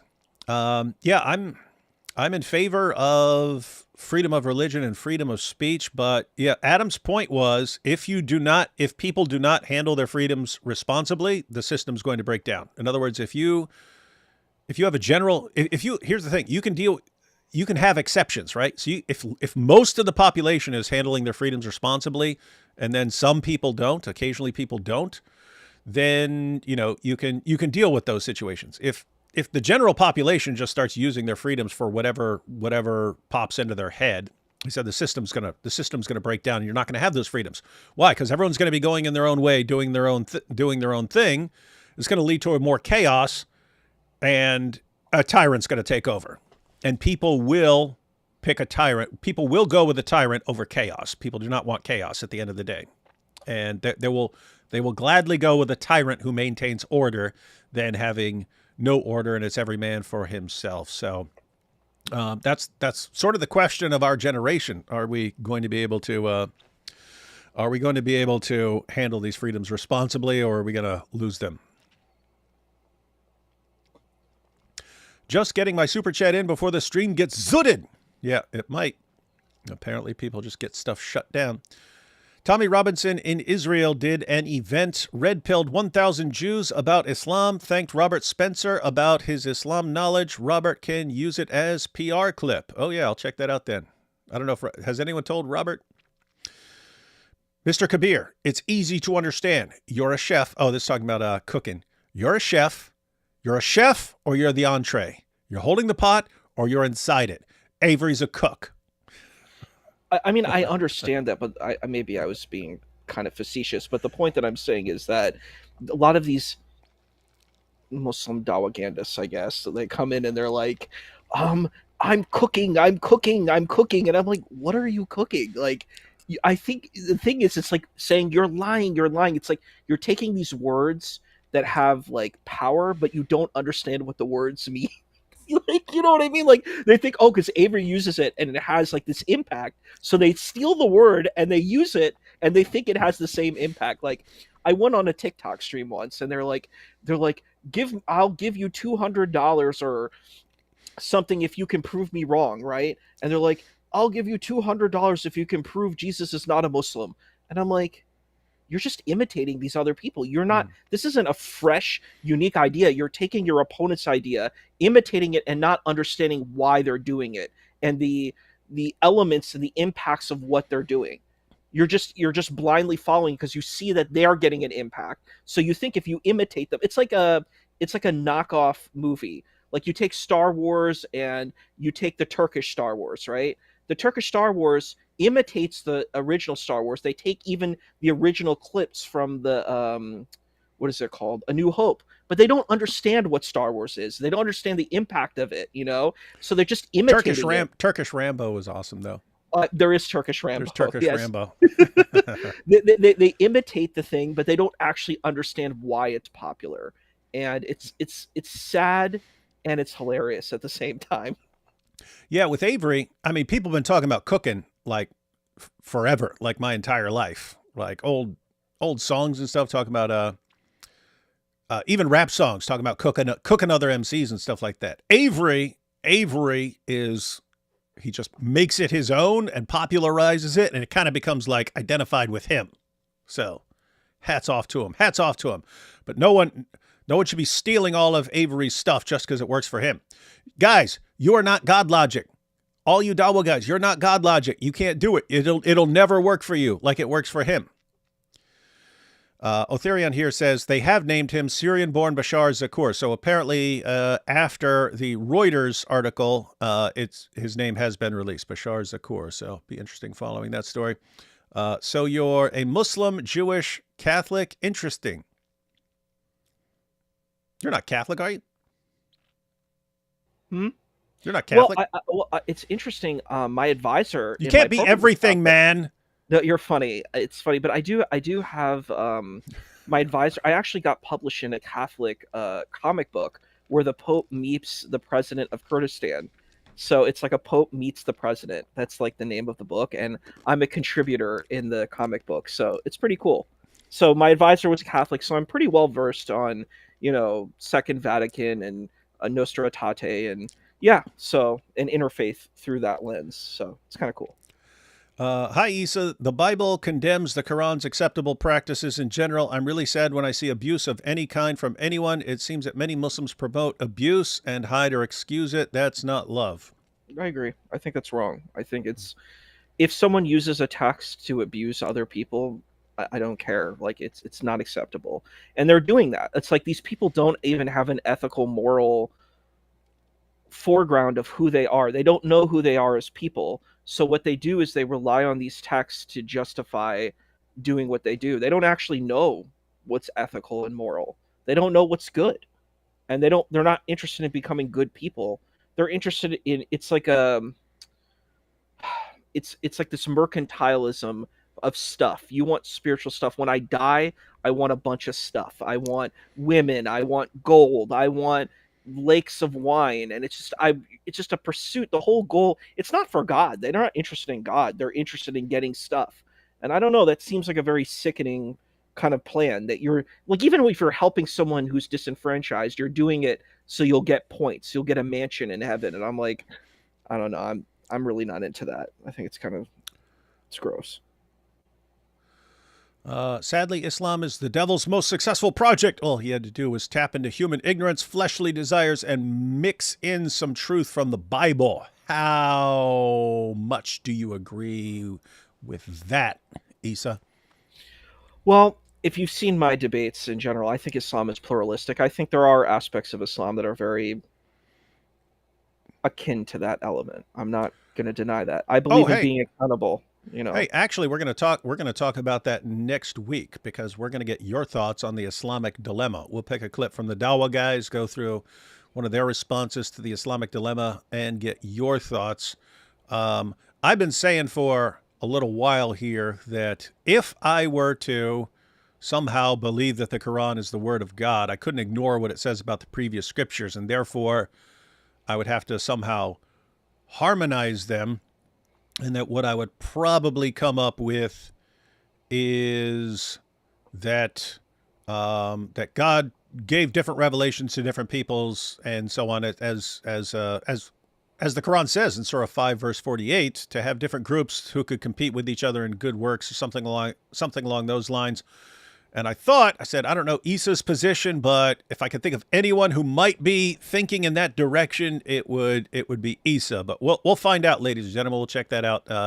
Check that out next weekend. It's a mystery. I do think it's wild though. Like I've listened to I saw your debate with Daniel and it was horrendous. Like it was just really bad. Like I was like, you're not actually addressing these points.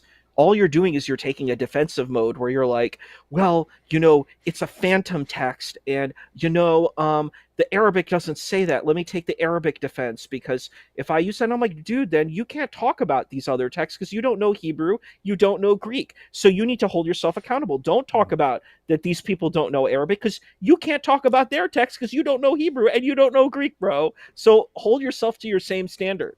You don't know these languages, you don't know the context, and then what you do is you prey on other people's scholarship and say, well, the scholar said this. And I'm like, but you're not a scholar to understand the scholars. Like, you're not even in this space. You're just manipulating scholars to fit your agenda, and you don't even understand.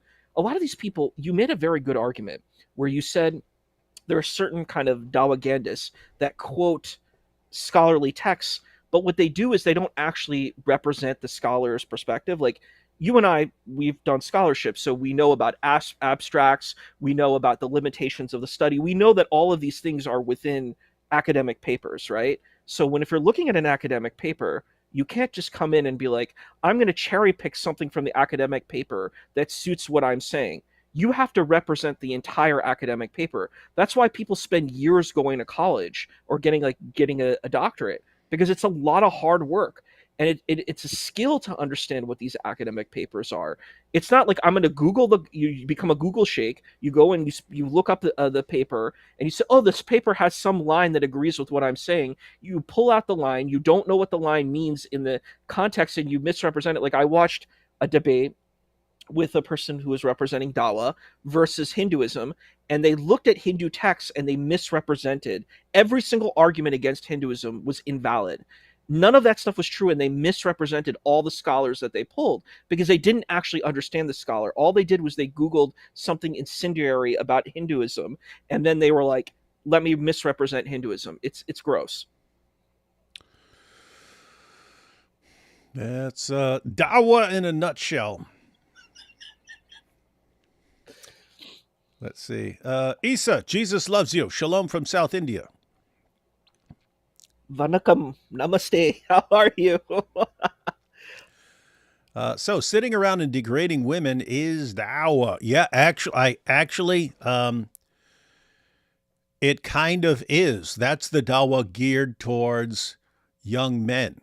The point of the stream between like Muhammad Hijab and Daniel Hakikachu, where he's sitting there bragging about the Revert sisters and having all these extra that's an advertisement for Dawah, right? Hey guys, young guys, you need to get into Dawah. Look what you can do. Look what you can do in Dawah. Now, when they are targeting women, totally different message. It's not, hey, join this so we can use you however you want. It's, oh, Islam respects women unlike everyone else, and we're the only religion that respects women. And you look at how they treat them, and it's all deception. I wonder which was more fun for Chomo Momo, the many wives, or the exciting adventures of Al-Zut. What's wrong with people, man? Trying to have a serious program about the mistreatment of women in Dawah, and people think it's Comedy Central here. Hijab seems to mean himself. He has 20 to 30 kids. Oh, I don't know. I don't know how many kids he's got. So I guess the idea there is when he said there was someone who has 30 kids and some of the dais have 20 kids, that he was talking about himself. Have you heard of Sonny Faz? No. White American convert YouTuber, one of the most annoying Dawah guys. Mix of Nick Fuentes and Sneeko with some Dawah. Not familiar with him. But be happy to review some clips at some point. What's up?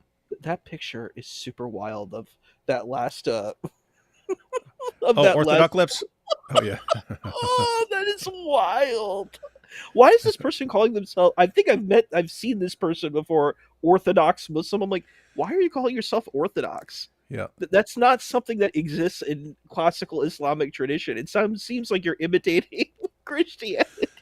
Yeah, so his channel's Orthodox Muslim, but we just kind of noticed that when he's posing for his pictures like this, It looks like he wants to give a kiss. And I said, and I just asked during a live stream, I was like, what'd they call it when ladies used to do it? They don't do it as much as they did like 10 years ago, but it became like the girls when they pose with their selfies. And I go, what was that called? And someone said duck lips. And I was like, oh yeah. And then we all started calling them orthoduck lips. And so that worked out well. It worked out well. Everything works out. Let's see.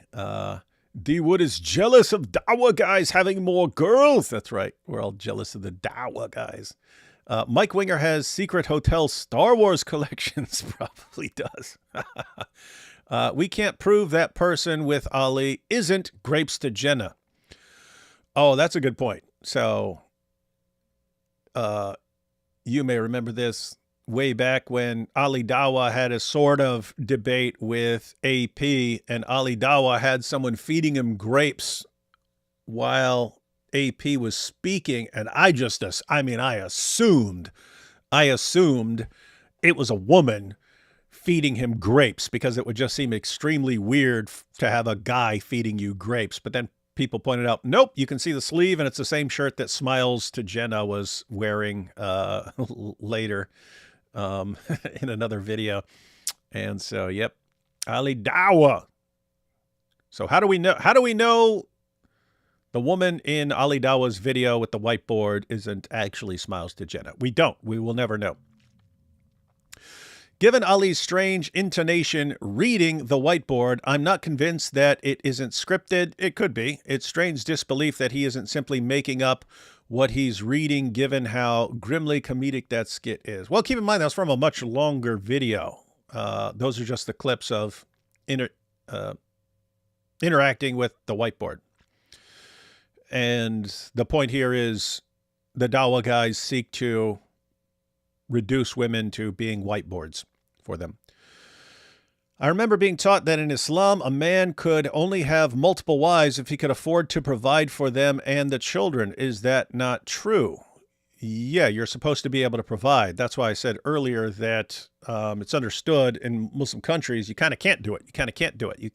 If you're just a regular person, you're not going to be able to afford 3 or 4 houses or something like that. But if you can, the idea is, if you can get to a Western country, the government's going to be able to pay for it. So you are providing for them. Well, the government is, though. So it's like weird. It's like, I think it's what the trick is that they use that kind of misyara marriage or nikah tasir or, muta marriage. You can use these kind of mechanisms where basically you can kind of get the woman to relieve her rights, and then the guy can exploit. It's exploitation. Yep. I don't. Yep. That's the only way that I've used this. It's you're exploiting women. Yep. Let's just call it what it is.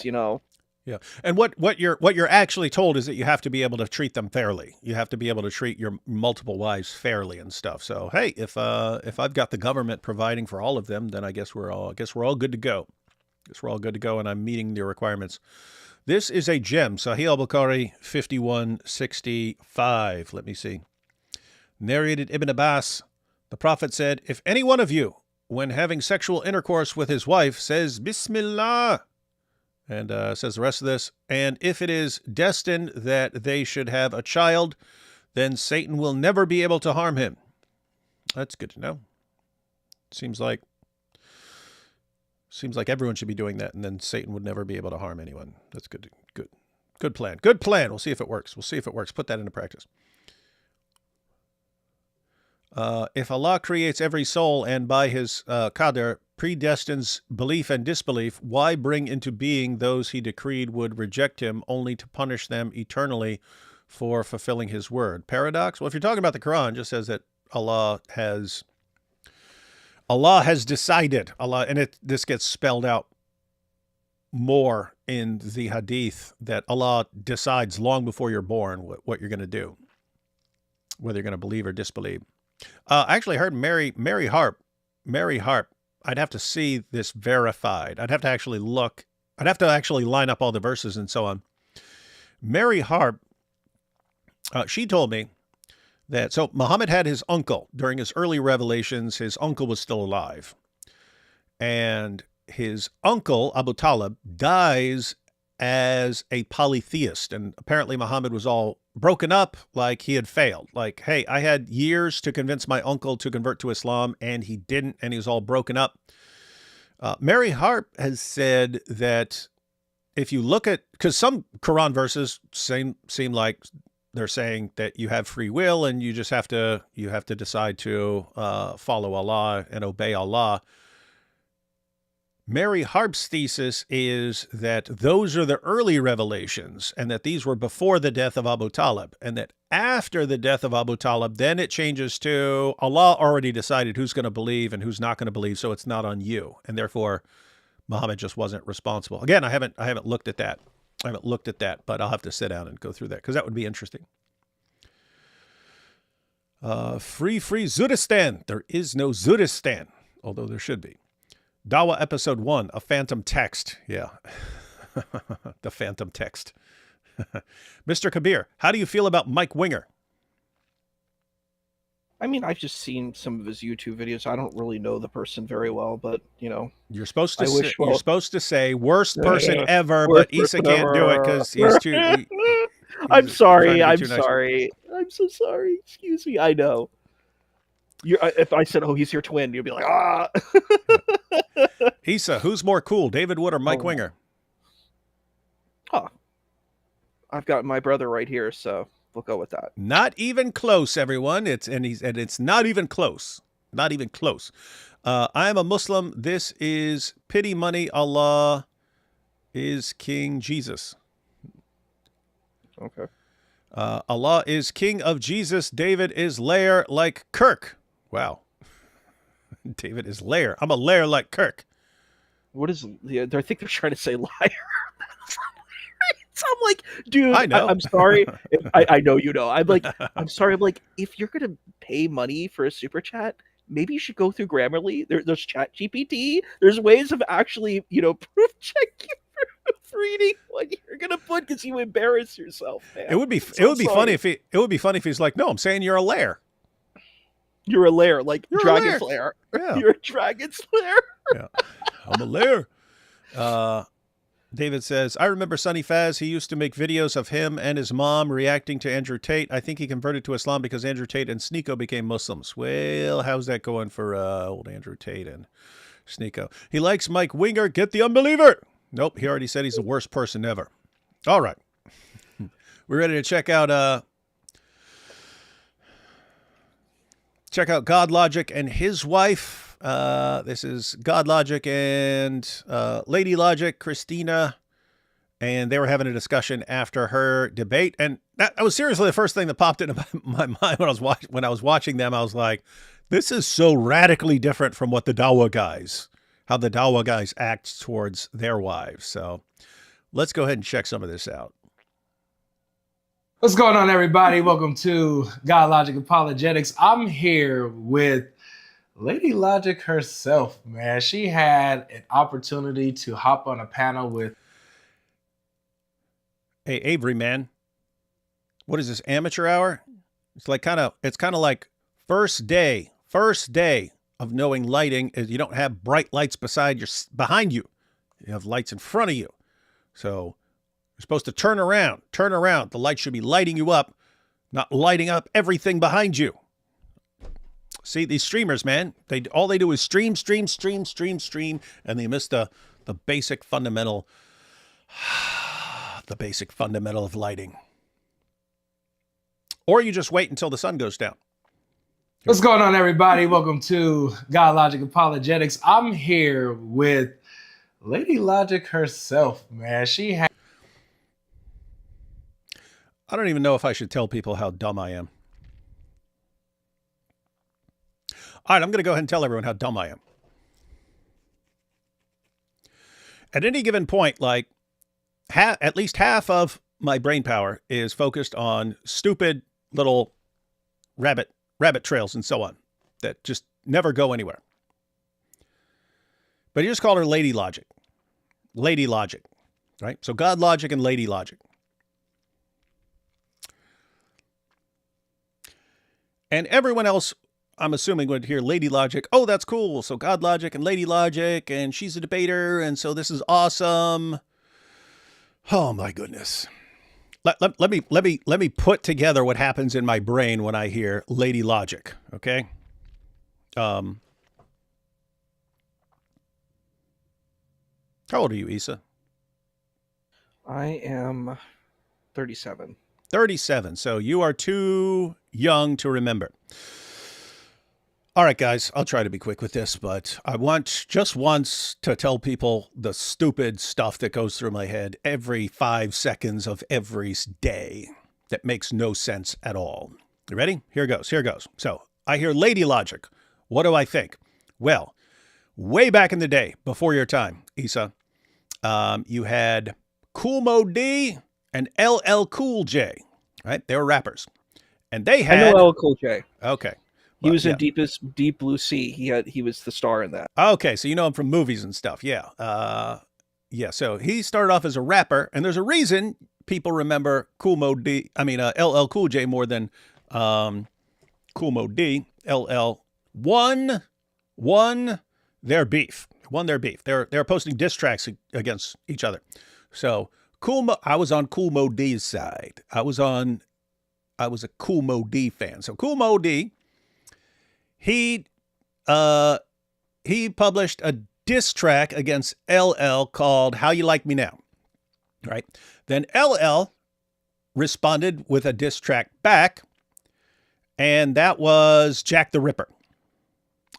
Then LL Cool J responded to that with a track called Let's Go, and I thought it was over. I thought he'd won because he has this long section where he goes through what LL stands, what the LL and LL Cool J stands for. And he has this section where he says, don't worry, you'll all understand. You'll understand where I'm going, but it won't make any sense. And that's kind of the point here. But Kool Mo D says in this section, he goes, you're trying to be me. No, LL stands for lower level, lackluster, last, least, limp, lover, lousy, lame, latent, lethargic, lazy lemon, little logic, lucky leech, liver lip, laborious louse on a loser's lips, live in limbo, lyrical lapse, low life with the loud raps, boy. You can't win, right? And so anyway, he has that section on what LL stands for, and he goes through all these combinations of LL and LL Cool J, right? But he had right there in the middle, it was little logic. So I hear Lady Logic. And what pops into my head? Well, you got Lady Logic, you got God Logic and Lady Logic. And if they had a kid, that kid would be Little Logic, right? But you can't call him Little Logic because that's a diss. And so, but it's the obvious name for a kid. If you've got God Logic and Lady Logic and they have a kid, you got to call him Little Logic, but you can't because that sounds like a diss, right? That's actually good now because rappers now are like Little Romeo, Little Bow Wow. Everybody's called Little now. But you can't be Little Logic. You can't be Little Logic because it sounds like you have very little logic, right? So you can't call him that. But then I'm sitting there thinking, like, what are the odds that God Logic, he just came up with a name for his channel, but then because that's the name that's associated with him now, his wife would be Lady Logic. But that would make their kid Little Logic. What are the odds that their kid, the obvious name for their kid, which they can't use, would be something that Kool Mo D came up with in a diss track 30-some years ago? That's wild. That's the stupid thought. That's the stupid, pointless thought that pops into my head when Lady Logic, and then it's, Little Logic. Oh, that would be the name of their kid. But you can't name the kid that and stuff. Anyway, really, really stupid stuff like that constantly going through my brain. I normally keep it to myself. I don't know why I just decided to. No, I think that's awesome. But the way you could do is you put like an apostrophe. You could put because that's hit. Oh yeah, Lil Logic. Apostrophe L, Lil Logic. You know. Yeah. I gotta go Lil Logic. Lil Logic. I wanted to make one comment. I saw Christina and the young ladies debate the most. Yeah, we're about to see some clips here. Oh, we're gonna watch their debate. No, they include some clips. Yeah. They include some clips in their little discussion here. Because there was one comment I had about what the Muslim woman said, and I'm like, you actually buried yourself, ma'am. I don't think you should have brought that up. Yeah, I'll bring it up later if it's not shown, but it's a really powerful thing. She brings up a thing about Sufis, and I'm like, that's not good for you, babe. Like, you don't want to use this argument. It hurts you. But yes. And so, I guess just to complete everyone's tutorial in the history of hip hop, I thought Kool Mo D won after Let's Go. But then LL Cool J responded with Mama Said Knock You Out. One of the greatest diss tracks of all time. Second only, in my opinion, second only to No Vaseline by Ice Cube the following year. And after LL came out with Mama Said Knock You Out, I switched sides and I was like, all right, cool, Mo D. Have fun in the Wild Wild West. The Wild Wild West. The Wild Wild West. All right, back to this video. I can't believe I just take 10 minutes to explain That was awesome, dude. 20 I think it's random great. seconds in my stupid head. Old school rap is so. Have you ever seen Crush Groove? Like, it's older than me, but Way it's back in like the day, a, yeah, it's a great movie. Like, my buddy was really big into old hip hop, old school hip hop. So I got stuck listening to, like, where they rap real slow. They got a nice rhyme. Lyrically, they flow because they're inclined. Like, it's like very, it's very Do that different again. than the Do that modern again. hip. Do that again. Oh, really? Yeah. They got nice flow. They're really kind of fine. Let me tell you, G, because they're great on the line. Spit real quick. Got nice smooth. This is how they go, because they got the Crush Groove. Nice. Classic D Wood and Was Issa. that good? Was that good? That was old school right there. That was Slick Rick and Dougie Fresh right there, man. Classic. All right. Let me back this up. All right, here we go. Back to Avery and Christina. What's going on, everybody? Welcome to God Logic Apologetics. I'm here with Lady Logic herself, man. She had an opportunity to hop on a panel with 3 other amazing Christian sisters, Ty, Chanasa, and Kalia. And they went to work. They sat across from 4 other Muslims. They had a conversation. Now, my beautiful wife. Yes. This was your first time getting out there in the public. Tell us how that felt, man. What is she doing? Showing her face? She should be completely covered and her head should be covered up and she should only be communicating through a whiteboard. I was really nervous and I don't know why. Because once the conversation got flowing, I was like, oh, this is just a talk. We're just talking. But, being Lady Logic, being God Logic's wife is, it's tough. I mean, it's a wonderful thing, but there is that pressure of, hey, I got to do well. I've got to represent. I can't get cooked out here. Yeah. You better not have got cooked. I had to make sure that I knew my stuff, that I was ready, and I wanted to come across as loving, but also firm. And so, hey, everyone who's watching right now, you just heard her say loving but firm, and I know how you guys think because you're all a bunch of sick, weird perverts. And I had to ask this question one day because I didn't understand what something meant with the furries, and then it turns out like half the people in the chat know all about furry culture and stuff like that. So you guys are a bunch of weirdos. So I know when you just heard loving but firm, you're like, oh, like a zoot. Stop that. This is a serious show. We don't need your zoot jokes about everything. All right, back to this discussion. I'm really hoping that's what I did. Yeah, you did a good job. You and the other ladies, y'all did a good job of having that balance of, grace and love. And I have to say, it was different. It was different. It was good that like even they're disagreeing, they were like very respectful and listening to each other and stuff, going back and forth, and not like shouting down and stuff. But maybe that's why there needs to be more of these discussions and debates between women to show guys they don't need to be jerks all the time. Firmness, like you guys were unapologetic about the gospel, about the truth, about you guys not serving the same God as the Muslims. Like the God of the Bible is a different God than what is described in the Quran. You guys were very clear on that, didn't leave no questions about that. So absolutely. When I got there to the studio and we saw that it was Chanasa and Kalia from the previous episode. Oh yeah. I was like, wow, Let's these go. are some beasts. Like they were my favorite from the previous video. By the way, that was I didn't know that, but that's actually interesting. So she's saying she didn't know who her other partners were going to be until she got to the studio. So they didn't even know, right? Not only like who you're going to be debating, she didn't know who her partners were.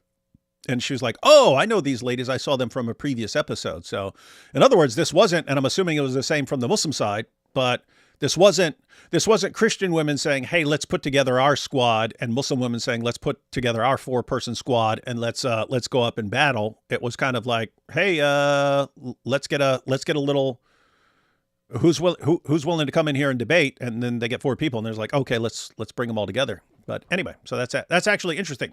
So it wasn't like it wasn't a coordinated team. Yeah. Yeah, they were thrown in, and they basically had to learn how to work together. But I think that they were, and you notice because during the debate, some of them don't even agree on certain kind of theological points, but they are still able to like work together through whatever the issues are. You know, like, are we born with original sin? I think that was one of the questions, and they had they're gonna play a clip of that. Yeah. Oh, okay, cool.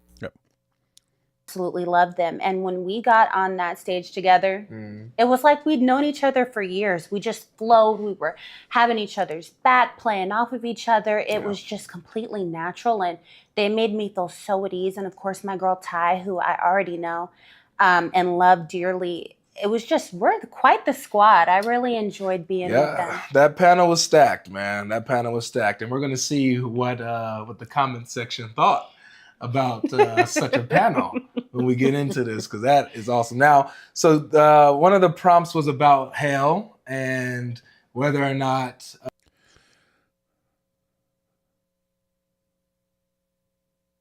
those ladies, that was a good team. Like if I were just sitting back and I said, okay, who's going to be the team? It'd be like, okay, DOC, Hatun, Mary Harp, Christina here. That'd be an awesome 4-person team and stuff. So I wasn't familiar with the other ladies, but yep, they had a good little squad there. You can go to heaven if you are a disbeliever in said religion. And so let's take a look and see how this went here.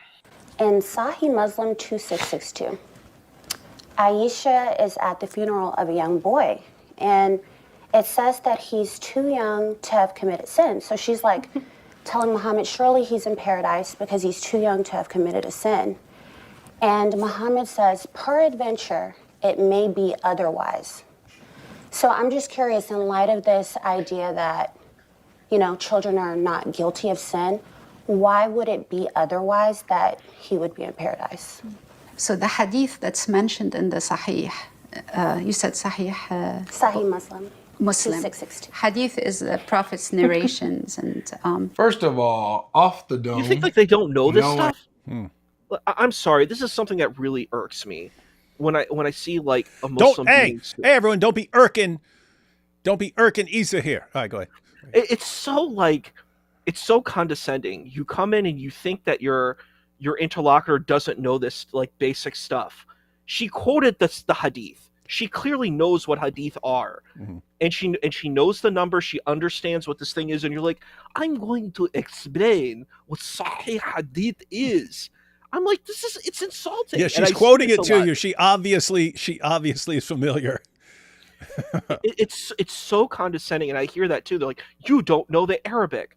And I'm like, dude, here's one thing I want to educate the audience here too. A lot of this Arabic, most modern people don't know this Arabic. It's called Fusha. It's like this archaic Arabic. It's like Latin and Greek. Like I studied Koine Greek in college, like ancient Greek. And my tutor that I was studying with, he's like, dude, you're in the same space of my students because they don't know ancient Greek either. This is an ancient language that people don't speak anymore. People don't speak Fusha. They speak colloquial languages. So I'm like, even if you do speak Arabic, that doesn't mean you understand what this text is. Also, it's in a poetic genre. So it's like there's so many separations of accessing this text because it's an archaic language. So it's wild when I hear people are like, I'm going to try to school you on this situation. No, you also have limitations to the text as well. So it's like, I don't know, it's super weird. And then this is one other pet peeve of mine. I'm so sorry to bring this up, but like people are like, Sahih hadith, is it Sahih? And I'm like, this is like really low. This is what you call low tier. Because I heard people call people low tier debaters. This is low tier argumentation. They're like, well, the hadith is Sahih. And I'm like, let me explain to you what. So if you're a scholar, this science does not work for you at all, right? Like we know Dr. Joshua Little. It's not something that holds outside of this space, right? Yasser Qadi said that. It just doesn't work. And I actually studied with a colleague of Yasser Qadi because I'm later when we talk about the Islamic dilemma, I'm writing a paper on it. I'm hoping to write a master's thesis on the Islamic dilemma. This is like, do it. I already have a paper. Because I already know ahead of time your treatment of the issue will be completely different and better than what we get from the Dawah guys. I'll send you my paper too. I already did one of my capstones of the papers, and I'm going to build off of that. But I can send you the paper that I've already worked on, this Islamic dilemma, and I got a good grade on it. So if you want to see it, this is like the beginning. It's like 10 pages long. But I'm working on this because I think it's a really important conversation.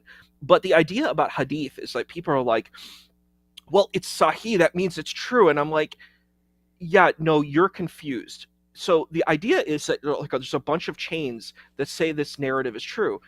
The issue is the thing could say something really vile and horrible, but your thing is you're like, well, there's this vile, horrible thing, but you know, there's not a bunch of multiple chains that are linked to it, so thus it's not true. That's not even how hadith work. So even if something is da'if, that doesn't mean that hadith is false. It just means that we don't know the pedigree of lineage of the hadith. This is where, and the people keep saying sahih, sahih, sahih, and I'm like, it doesn't matter. You don't know if it's true or not. And unfortunately, like it's chaos because you have a lot of people who can fabricate these chains too. It's not hard to do it. I can get a bunch of names and claim that these people say it. This is where they get the thing called mutawatir, where they're like there are multiple chains. But I think people could fabricate that too. It's not impossible to do that. You know what I mean? So it's like people are like, this is like, lock, stock, and barrel. And I'm like, you're not an academic, and that's why you're making these claims. You don't understand that this is not as impressive as you think it is outside of your space. That's why it was interesting in Joshua Little when he's discussing hadiths. For anyone who doesn't know, Joshua Little, he wrote his entire doctoral dissertation at Oxford responding to the issue of Muhammad and Aisha. He said he wanted to take that away from Islamophobes who use Muhammad's relationship with Aisha to criticize Muhammad. So he wanted to take that away and show that we don't know that Muhammad had sex with a 9-year-old girl. And so you'll actually have Muslims who point to that. It can't be defended. But what he actually does in his dissertation, he shows that hadith methodology really can't stand up to scrutiny, which is basically what Sheikh Yasser Qadi said more recently. But it was interesting because reading how non-Muslim scholars understand hadith methodology and how they react to hadith methodology is basically the exact opposite of how like Salafi or just Sunni, Orthodox Sunni Muslim scholars treat the system. It's almost the complete reversal. So an Orthodox Sunni Muslim hadith scholar, he looks at it and so he's looking at the story, he's making up the story, he's making sure the story lines up with Orthodox Islam, and then he's making sure this list of names that everyone on there is as good as gold. And so we got this on here, so we know the story lines up with Orthodox Islam, and we've got this list of names, and we know all these names, and all these guys are as good as gold, right? So that's how we know it's a good hadith. The non-Muslim academics who are hadith scholars, you have a handful of them, but the non-Muslims, they do the complete reversal because they understand that this is a methodology that came about later, right? This methodology was a later invention. So when they see a story that lines up with Orthodox Islam, which was in a process of developing over time, they look at it and they say, oh, the story lines up perfectly with Orthodox Islam. They go, okay, that's a bit suspicious. When they see a story that doesn't line up perfectly with Orthodox Islam, they think has a higher chance of being accurate because there would have been less of an inclination to make it up, right? In other words, once you have fully fleshed out Orthodox Islam, then you can make up stories and they're going to line up with Orthodox Islam. If you have a story that doesn't line up with Orthodox Islam, they say, okay, you're obviously not inventing that after the rise of Orthodox Islam and everything was made official. So it's likely that it's earlier, before Islam was nice and solid and all the details were sort of listed for you. And that similarly with the list of names, with the isnad, the list of names, I got it from so-and-so, got it from so-and-so, got it from so-and-so. They look at a list of names, and when you have this perfect isnad of all these completely reliable guys going back to a companion of Muhammad, they look at that and they say, that is obviously made up. Why? Because the method wasn't invented when all this stuff was going on. And so when would you make up a list of names? You do that after the methodology said this is the only acceptable thing. So they look at like broken chains or chains that don't go back to a companion of Muhammad as more reliable because they say, okay, this is before the system was made up. This is before you guys made up these rules. And so it's actually more reliable if you have a broken chain, because if you were coming up with your story after the methodology was invented, you would have made up a perfect chain.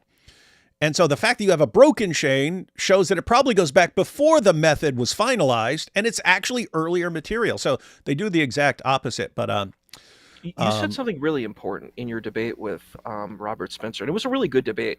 I'm sorry I only could stay for the beginning because I had to go back to work. I got called in to go to work because I was on call. But you said something, it was really interesting because both of you had it was probably one of my favorite debate. It was super interesting, and you actually talked about Islam, so it's actually something that was of interest to me. Yeah, of course it wasn't, flavored in like the best light, but I think it's interesting because you actually brought up Islamic points. You went through the information, and like as an academic, I'm like, ooh, I love this stuff. It was very different than the AP informed Gnostic debate. I was like, it was a very different. I really liked your debate with Robert Spencer. I was like, this is really interesting, and you're actually talking about Islam. And you had a very interesting point where you're like, and it's a very good scholarly point, like the evidence of like a hostile witness of like, this is the thing that makes your narrative look bad, right? I forget what the exact principle is, but you brought it up. Principle of embarrassment. And principle of embarrassment, right? So the idea that this thing looks really bad, so why would you share it? And that creates a point of evidence. And I actually saw Raymond Ibrahim versus Jay Smith. Mm-hmm.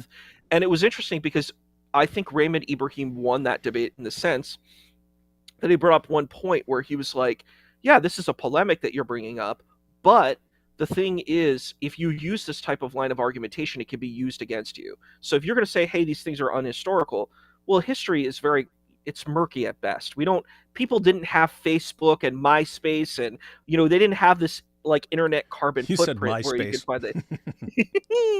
They didn't have these types of things where you could just look people up, or they didn't have America Online, everyone. No, they didn't. They didn't have America with those CDs. You remember the CDs where you get 5 minutes of internet? They didn't even have CDs. They didn't have CDs or floppy disks, or 8-track tapes, So like, I felt that that's an important point. History is murky. Like all history is. Like we can't. What we do is we figure out what's the most plausible. So what's the most believable? That's the best thing that we can do. We can't really do what we do now, where we have a huge footprint of stuff. So like, people have to understand that about history that they don't quite understand. But you did a great job. Yeah. Yeah, what you were just saying there, that's called inference to the best explanation, right? You have inference to the best explanation. Here's all the information we have to go on. What's the best explanation for this evidence? And how like conspiracy theorists will do it. They'll like say, okay, here's the position, but look, here's a problem with the position, and this little thing doesn't make sense. Therefore, insane conspiracy theory. And it's like, wait a minute. The insane conspiracy theory, you're pointing out a problem and saying, therefore, the explanation doesn't make sense. Therefore, go with this. And almost always the insane conspiracy theory is significantly has serious problems with it. And it's usually not the best explanation. But so. And that's what I'm saying. Like, I resonated with that type of point. I'm like, that is interesting argumentation. And I'm like, if we're looking through an academic scholarly approach, people don't like Yasser Qadhi, but I'm sorry. If you want to attack Christianity and Judaism using academic means, but you're not willing to use the same type of narrative against your own tradition, because you're terrified of that. Like, I see all the people, they're like, I'm going to say the Exodus never happened. It wasn't real. It's not true. And I'm like, you kind of need to believe that it's real, dude, because you believe in the Hebrew prophets. whether you want to call them Muslims or not, which I think is silly and ridiculous, but you believe in the Israelite Hebrew prophets. It's a part of the tradition. You believe in these scriptures, which is ridiculous that you're trying to throw them under the bus because you're shooting yourself in the foot. It's like a self-inflicted wound. You're not hurting your opponent, you're hurting yourself. But these people are like, I think that the Israelites, they didn't do these things. It's all fake. It's all bad. And I'm like, yeah, this stuff can be used against you. Like every single attack you're making will be used against you. And you don't want to use the same intellectual academic method against your own tradition. Like, for example, people are like, Arabic has always existed. We know when Arabic was created. We can see it. We have a timeline. We know what Proto-Arabic is. So it's ridiculous if you're going to like Arabic as this timeless language. Hebrew's not a timeless language either. We can find when these languages were developed because we have archaeology, we have history. If you're an academic, you know these things. But like people are like, Arabic has always existed. I'm like, yeah, because you don't know anything about this. You're talking about something you don't understand. You don't know linguistics. You don't know etymology. You don't know about how languages develop and change throughout time and how words are borrowed and stuff. You don't know anything about this, and then you come in and you're very arrogant, and then you say things that are ridiculous. But you'll attack Christianity and make fun of it for saying it's not, the academic. You use academic tools against them, but you won't use the academic tools against your own tradition. So, yeah, it's insulting. Yeah, that has been an ongoing issue for years. So you've had lots of there've been lots of debaters, and it's when we're examining Christianity, we'll go to Bart Ehrman and like critical scholars and stuff like that, and then when we're examining Muslim sources, we'll go to our sheikh, and it's like, well, why aren't you going to the critical scholars? I thought that's the methodology, right? I just wanted to get down to Christian Gadfly here real quick. Can you make a Checkmate Jihadi shirt in women's size? I think it's unisex thing. I don't know if women have just completely different sizes, but it's unisex, but they have all different sizes. So I get treatment for mind, including racing thoughts. Well, I assume you're talking about me saying that I have all these stupid thoughts popping into my head. Yeah. Hey, maybe I need treatment. I think you're saying I need treatment. Okay, here we have Christian Gadfly. There's so many good rap songs titled Let's Go. I'm thinking Bust Rhymes with Travis Backrer and Trick Daddies. You don't know anything, man. Just making up these names. Hey, Christian Gadfly. You're on, man. You're on. You're the lawyer. You're a lawyer. So the person who had Giant DOC's live stream taken down, do your thing, man. Do all your fancy lawyerings and crush them and make sure it never happens again. All right, back to God Logic and Lady Logic. Having that hadith ready, not just the contents of the hadith, but Sahih Muslim 2662. Okay, that's the one. That was yeah, you're dangerous. I try to not bring it if I don't remember where it's at because of answers like what I'm going to get from this lady. Yeah, let's see. So the word hadith means we have to make sure before we discuss that how solid is this hadith, because a lot of hadith were input in a lot of big books. So we have to investigate and see if it is the right hadith, and it will have an explanation to support what comes in the Quran. So it's a weird situation because she's partly correct, but I don't believe her. And what I mean here is, you do have people who understand there's some serious problems with hadith methodology. And so, okay, you're quoting hadith. I don't need to take your hadith seriously. I think the hadith have serious problems. But that's usually not the position. It's usually, oh, you quoted a hadith that I don't like, so let me pretend I'm skeptical about hadiths and so on. I'm going to say, well, even though it's sahih, that doesn't mean it's actually, even though it means authentic, I'm not going to take it as authentic because, anyway. The point here is you actually have serious Quran-only Muslims. You have serious Quran-only Muslims who don't go to the hadith. They have a serious position. But most people, when they start saying, oh, don't quote that hadith to me, you can usually find it out in discussion. You'll find out they do believe in the hadith. They just don't want to actually have to defend what was said. And so they'll say, oh, well, we don't have to trust these hadiths and so on. So if she's a serious, like Quran-only Muslim or something like that, I can take her seriously. But I would guess, without knowing much about her, just because it's far more common for people to say, "Oh yeah, we don't trust all hadith." Yeah, that might not. Where's it from? Oh yeah, Sahih Muslim. Oh yeah, we don't have to trust Sahih Muslim. It's much more common for people who do believe in hadith and they just want to dismiss it because they don't want to deal with the content. So, but anyway, if we were to find out this woman is a serious Quran only Muslim, I would.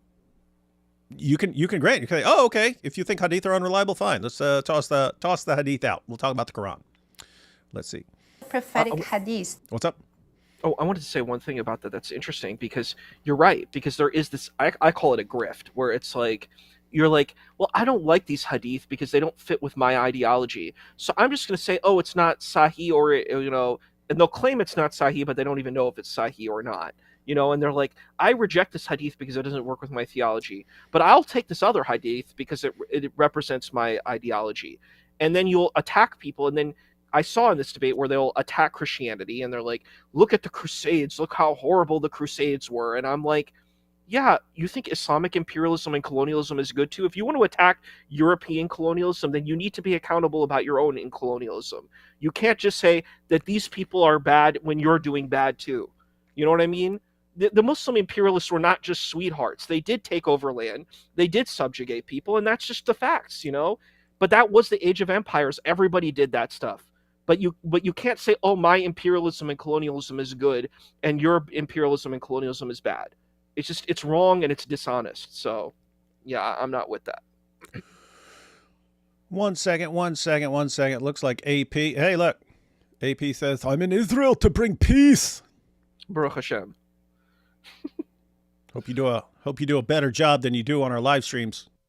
All you do is sow chaos and division. Don't be doing that over there, man. All right. The original ones, they support what comes in the Quran. It can't be contradictory. Right, so this one is considered to be sahih, which means authentic, right? No, it depends. We can't. No, it depends. That's exactly what it means. It means authentic, sound, or reliable. Assume that. But like I said, if there's a clear verse in the Quran that human beings are born without sin, the hadith that are supportive of that, they are the right Sheikh hadith. Logic, Otherwise, correct me it if can't I'm be wrong. contradictory. The word sahih, Yeah. it means authentic. Well, it depends on how you feel in that moment. Oh, how you feel in the moment. Yes, it depends on how you feel. If you're talking about like literally, if you're just reading it and just knowing just the word itself, yes, sahih means authentic. It's good, better than good. It's authentic. It's sound. So you can't really question sound hadith, especially if you're a Sunni Muslim like the sister is here. Yeah. So, but that's your fault for assuming. Okay, so yeah, Avery said she's a Sunni Muslim, so yeah, she shouldn't be tossing aside hadith and Sahih Muslim. Sahih Muslim was authentic. And it was also my fault for assuming that if we brought it up, we could actually talk about it versus disputing over whether or not it's... well, you're not a scholar. Right. So why would I be able to discuss something I read? Exactly. I have to say what the woman did there,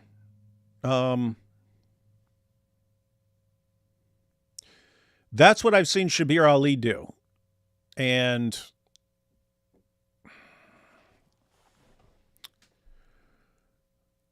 I don't want to say it's deceptive because they do have a basis for this, but notice what she did. She said, oh, we've got what the Quran says. Now, I don't think it's what the Quran says, but she's saying we've got what the Quran says. And therefore, if a hadith contradicts the Quran, we can dismiss it on that basis.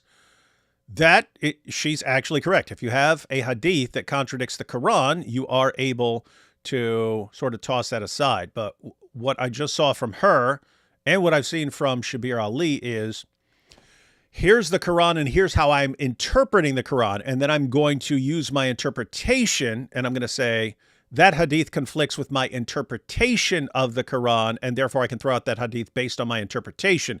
Instead of what most like Orthodox Sunni Muslims would do, if you've got an interpretation of the Quran and you have a Sahih hadith that conflicts with your interpretation, you'd say, okay, I need a different interpretation. I need an interpretation of the Quran that lines up with what Muhammad said in the hadith. So again, I don't want to call it deceptive, because you don't have to be deceptive and do that. You can say, I think this is the correct interpretation of the Quran. And if this hadith comes along 2 centuries later, okay, I know it may meet the requirements of a sahih hadith, but I think this is what the Quran is saying, and therefore I'm not going to take that hadith seriously.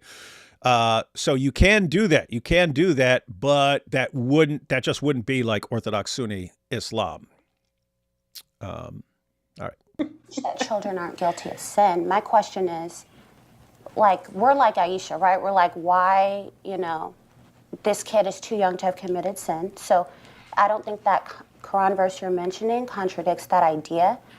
But more so, my question is, if children are innocent, then why would the possibility of the child not being in paradise be a thing?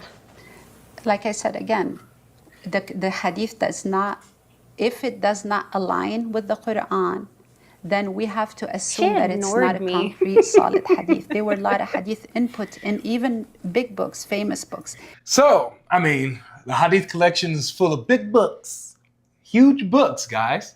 And you got to really search through them and really seek scholarship and making sure it's sound. She didn't touch the contents of that hadith. As a matter of fact, actually, she kind of alluded it to being contradictory to what the Quran teaches. Right. And so tell me this, watching that, was my question clear? Your question was very clear. Okay, because this is what I was trying to express. Your idea that children are innocent, I completely agree with. Why are innocent children going to hell? Exactly. So I'm not talking about whether or not they're innocent. I'm talking about whether or not they get punished. And she brings up a Quran verse where children are innocent. Well, that's not what... She didn't even bring up a Quran verse. She sure didn't. She didn't bring up a Quran verse. You're right. She made a claim. She made a claim and said that this seems to contradict. If it contradicts the Quran, then we can't accept it. It's false. It's a fake hadith or whatever. It's fabricated. She didn't bring a verse. She didn't quote a single. I would have loved to have been like, okay, let's hear a verse, but not a single verse was brought. Your question was very clear. You brought a reference. You quoted the reference word for word, and from the mouth of Aisha herself. Look, we're the Aisha crew. Right. Aisha, we're confused. You made a good point. We're like Aisha. We think that the child who dies, especially before puberty, before they can even commit sin, that they're going to go straight to paradise, no question. But Muhammad says, hold on a second, hold your horses. It may be otherwise, because Allah created for hell those who are to go to hell and before they were in their father's loins, and vice versa for paradise. Why is that a possibility for an innocent child who couldn't have committed sin if, according to your religion, kids are all innocent, straight to paradise? There were a couple of places I wanted to potentially go here in this topic, but I learned quickly, because this was the first prompt, I learned quickly that you kind of get a few minutes to talk about it and then you have to move on. But I definitely wanted to try to go to predestination in Islam. I wanted to go to other hadith that mention children going to hell. So there was a lot I wanted to be able to go to, but you move really quick on this show. Yeah, for sure. Yeah, they do. They basically dedicate a few minutes to a series of various topics, and so you can't go into as much detail as you want to in the discussion. And this came up again when they were discussing the Islamic dilemma. But that was a good little exchange there. So we got other little parts that stood out to me that I want us to touch on. I want to get your inner monologue when we talk about this. Now, this is like touching on the subject of whether or not you can be a believer and go to hell, or a disbeliever and go to heaven in Islam. And this is how this sister responded. If we don't follow your particular religion or faith, that we would go to hell. So from my upbringing and my understanding of the Quran, no. There's a verse in chapter 2, verse 62 that says, Christians, Jews, believers, anyone who believes in God, believes in the day of judgment, and does good on earth has no fear, and God will reward them in the hereafter.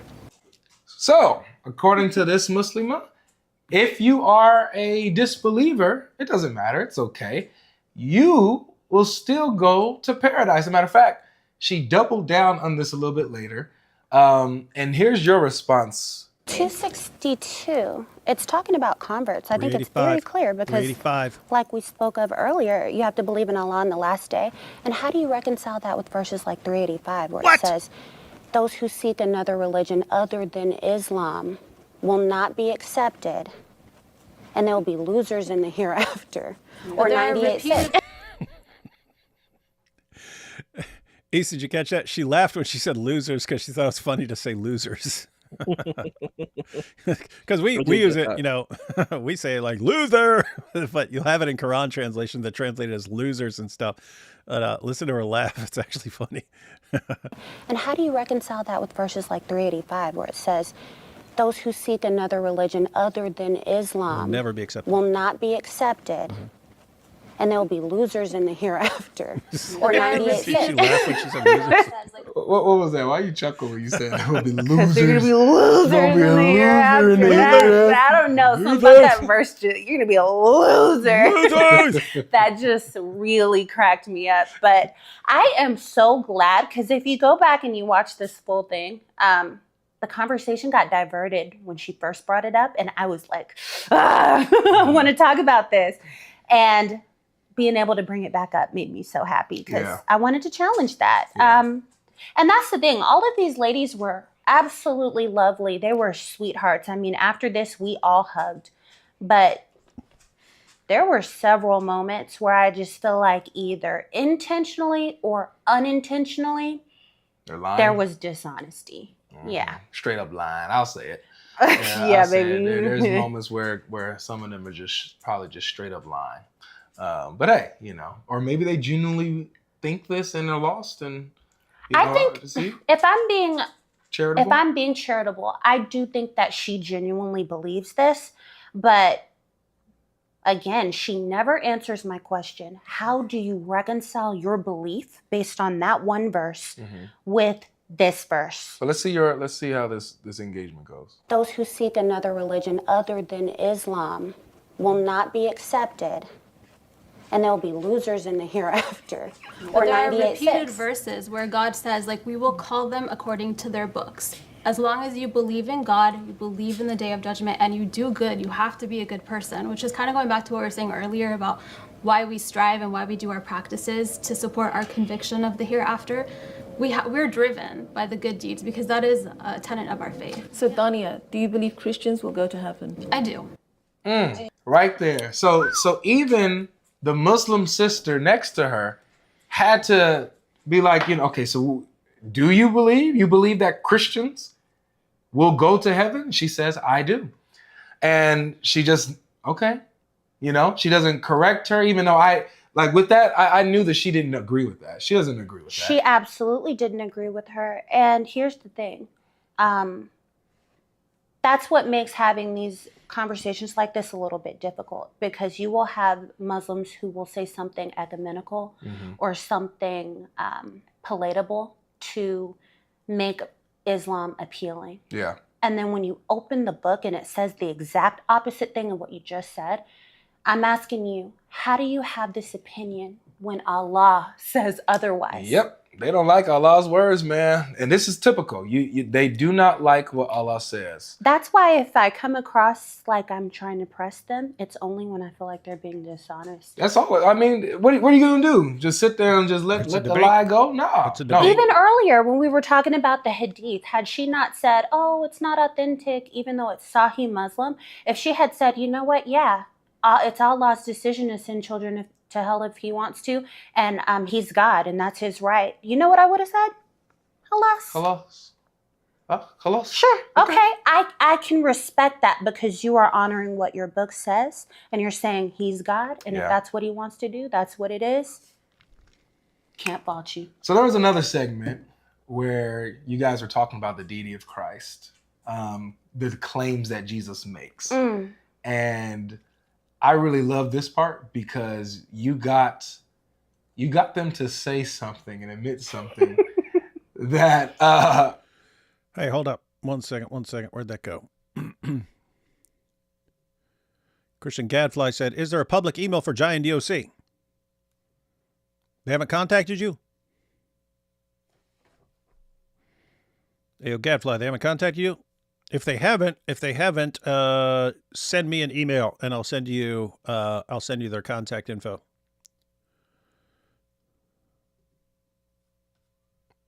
I just knew or a text. You've got my number. You can text me. Muslims would hate. I as a me putting myself in a Muslim shoes watching this, I probably would have turned this off like after listening to this. So they try to. Hey, Christian Gadfly, Giant DOC said they messaged you on X. Why are you asking for the contact info? What's wrong with... Oh. Okay. He said they did on X, but he's locked out of his account. Oh, I wonder if he has one of those things where he sets up like times he's allowed to go on to a system or something like that. Hey, Giant DOC, send me whatever you... send me... on X, whatever you want to send to Christian Gadfly, and I'll send it to him in a text real quick. You know, we'll just let y'all look at it. Let's watch it. Let's watch this part here. So Jesus says that I do not do anything by myself. I do it by the will of God. So that particular statement, that's actually exactly what a Muslim says. I don't do anything by my own will. I submit to the will of God. That is the definition of a It's also a verse in the Quran about what Jesus said. I can't do any of this without the will of God. Except Those two no match, Muslim exactly match. No Muslim would say that everything that God does, they can do. That they do everything they see the Father doing. So when you finish that verse right there, Jesus is making a divine claim. He says, I do nothing without the Father. Everything the Father does, I do, for the Father shows me all that he does. So is that Islamic to believe that a creature can do everything that the Father can do? From a mystical point of view, yes. Girl. what? From a mystical point of view, did everyone catch that? Let me point this out because you have just point out what just happened. So Jesus said he can do nothing by himself. You see, this is him saying that he's just a regular person and he can't do anything apart from God. And Lady Logic actually finish the verse. This is important. It should be a rule for Dawah. If you're using a verse, you should always make them finish at least the verse, if not the entire context. But so this is how it will appear in the Dawah script. Jesus gave them this answer. Very truly, I tell you, the Son can do nothing by himself. You see, the Son can do nothing by himself. It already says Son here, so it's already contradicting the Sunni Islam. The Sunni Islamic view of Jesus. But look, it says the Son can do nothing by himself. If the Son can do nothing by himself, then obviously he's not God. Well, look what it says. Verily, very truly, I tell you, the Son can do nothing by himself. And then Christina finished the verse. He can only do what he sees his Father doing, because whatever the Father does, the Son also does. Whatever the Father does, the Son also does. In other words, I don't do anything different from what the Father does. That's his point there. And So Christine, I just want to point. Christina's pointing out, like, what normal human. If your evidence for him being a normal human being, even a great prophet, is that he said he can do nothing by himself. What do you do with the rest of the verse? Whatever the Father does, the Son also does. One, he's talking Father and Son, but whatever the Father does, the Son does. What mere prophet is going to say, whatever God does, I do it all too? That's a pretty extreme claim. She brings it up to the lady. She said, so how is Jesus doing everything God does? And the lady apparently said, oh, yeah, but in a mystical way. That's interesting stuff. What are you saying, Issa? I wanted to actually bring up her because she looks like she's a South Asian Muslim. That is a Sufi South Asian Muslim. And it's funny because I have a lot of friends who are ex-Muslim South Asians, like Adam Seeker and Emmanuel Shahid. Emmanuel Shahid was actually in the chat. So I know a little bit about South Asian Muslim culture. I was thinking about actually writing like a small book on it because it's really interesting, like the space of because it's interesting. Our good friend Mohammed Ijab brought it up too, where he's like, the South Asian Muslims don't seem to do this. And I'm like, yeah, because South Asian culture is not for this. They're not for polygamy. So, yeah, they're not going to be doing it. It doesn't matter if you're Hindu, Christian, Muslim, Jewish. You're not doing polygamy, But she brings up Mansur al-Hallaj. You're familiar with the narrative of Mansur al-Hallaj, right? Not right now. What? Sorry, Mansur al-Hallaj was. Hang on, you explain stuff. I'm sending a message to Christian Gadfly real quick. Oh, I'm so sorry. There we go. No, you're good. You're good. Cool. Mansur al-Hallaj was this kind of he's considered like a Sufi saint. And basically what happens with him is he says, An al-Haq. He says, I am the truth, which for your standard Muslim, this is like a heretical thing. This is like a blasphemous thing because he's saying he's God, right? That's the idea. He's saying he's Haq, he's truth. And so basically the community executes him, right? Oh, yeah. No, that guy. Yeah. You can say I speak the truth or something like that. Yeah. That's the guy. He said, I am the truth. Like, I am the truth. I'm the way and the life. Like what you see in John 3:16. Yeah. I wanted to actually use that as a point for Lily J posted a video recently where she was saying, I believe Jesus is the way, the truth, and the life. That's exactly what Islam teaches. Like, they killed a dude for saying that he's the truth. Because it was understood you can claim to, again, speak the truth or something like you can't claim to be the truth. And so, yeah, interesting. And so basically what happens is she brings up this argument and I'm like, oh my gosh, you shot yourself in the foot. You're like, yes, we have this spiritual mystical thing. And I'm like, this actually hurts you because what happens is Muslims are executing other Muslims. We have to own this. We have to be honest about it. That's what Daesh did. This is what Al-Qaeda did. This is what Boko Haram does. This is what Hamas does. All of these organizations, what do? They kill other Muslims. That's what they do, and it's like, we've got to be honest about it. And because they say, well, you're not the real Muslim. Whether they think they're the real, who's the real and who's not the real Muslim, it's really, I don't know how these people have the power to know who's a real believer or not. I think it's ridiculous. I would stay away from that space completely. But the idea is they killed Mansur al-Hallaj for saying this. So you're like, well, the Crusades, they're so horrible, they're so bad. And I'm like, what you just said is that the Muslim community executed another Muslim who didn't hurt anybody. You could make an argument, just say he's crazy, right? You could say he's a majnoon. They decided to call him a heretic. They decided to execute him. That's a problem for you, babe. Like, this is not a good thing. This is not a good argument in your favor. And I don't think she really realized how detrimental this hurts her. You're trying to critique, Christians for what they're doing, but you're not holding yourself accountable and saying, what is the problem? She's like, the king did this. And I'm like, that's a bad thing for you. That's not a good thing.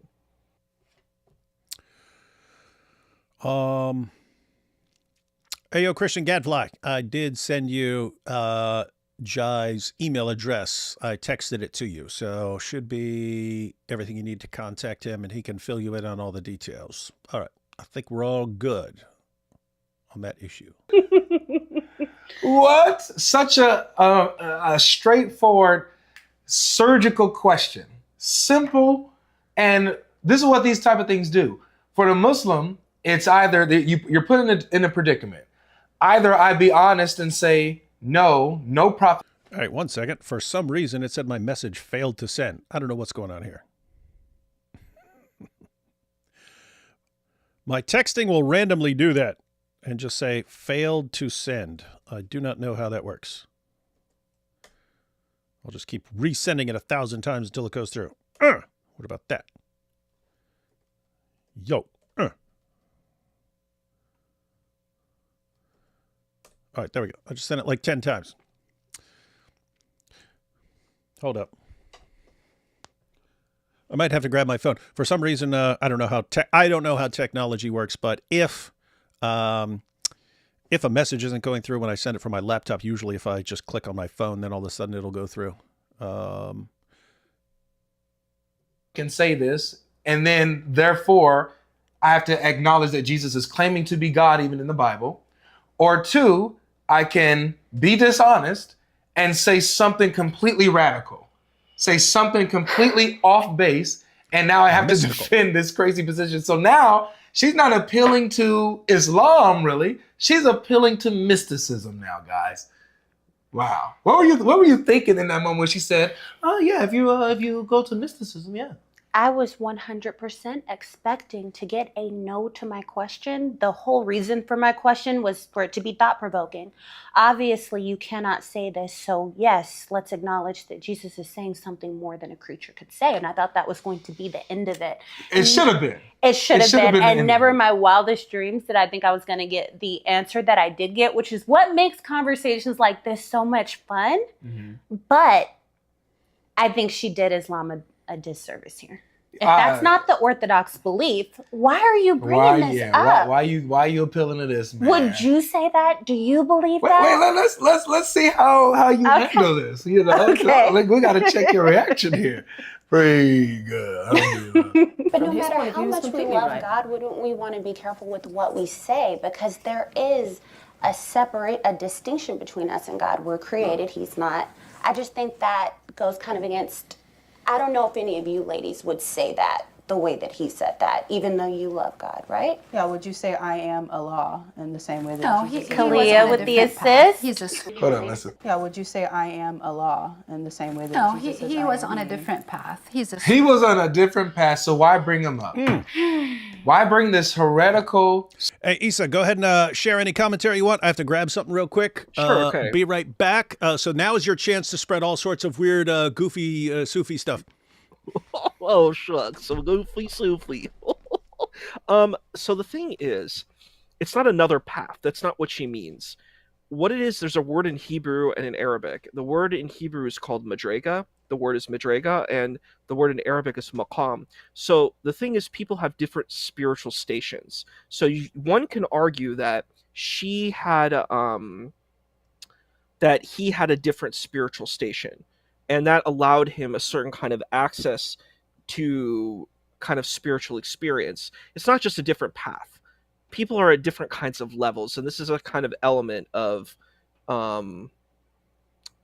spiritual mysticism. So that's kind of the really important part of looking at Mansur Halaj. But you see this a lot of characters like Nasruddin, Hoja Nasruddin, where they have kind of spiritual experiences and understandings that are very different than your common masses. Ahmed Hilmi, he was from Turkey. He had a book called Awakened Dreams. It's very interesting stuff. And it's very similar to what you would see in like the New Testament, where you have the Christ figure who is so different than the kind of the Pharisaic Jews and the Sadducee Jews who are around. There's a different kind of very different kind of perspective of how these folks are, engaging, where you have someone who's in a very kind of high spiritual station versus folks who are not at that place. So they don't really understand and they don't really get it. And it's very, the New Testament's really powerful in that, where you can kind of see these experiences. It's very similar to these kind of other narratives where the masses are like, well, you're doing heresy, you're wrong, and I'm like, if this person is in this space of being connected to the divine, these regular people can't understand that because they're not at that level. They're not at the same level.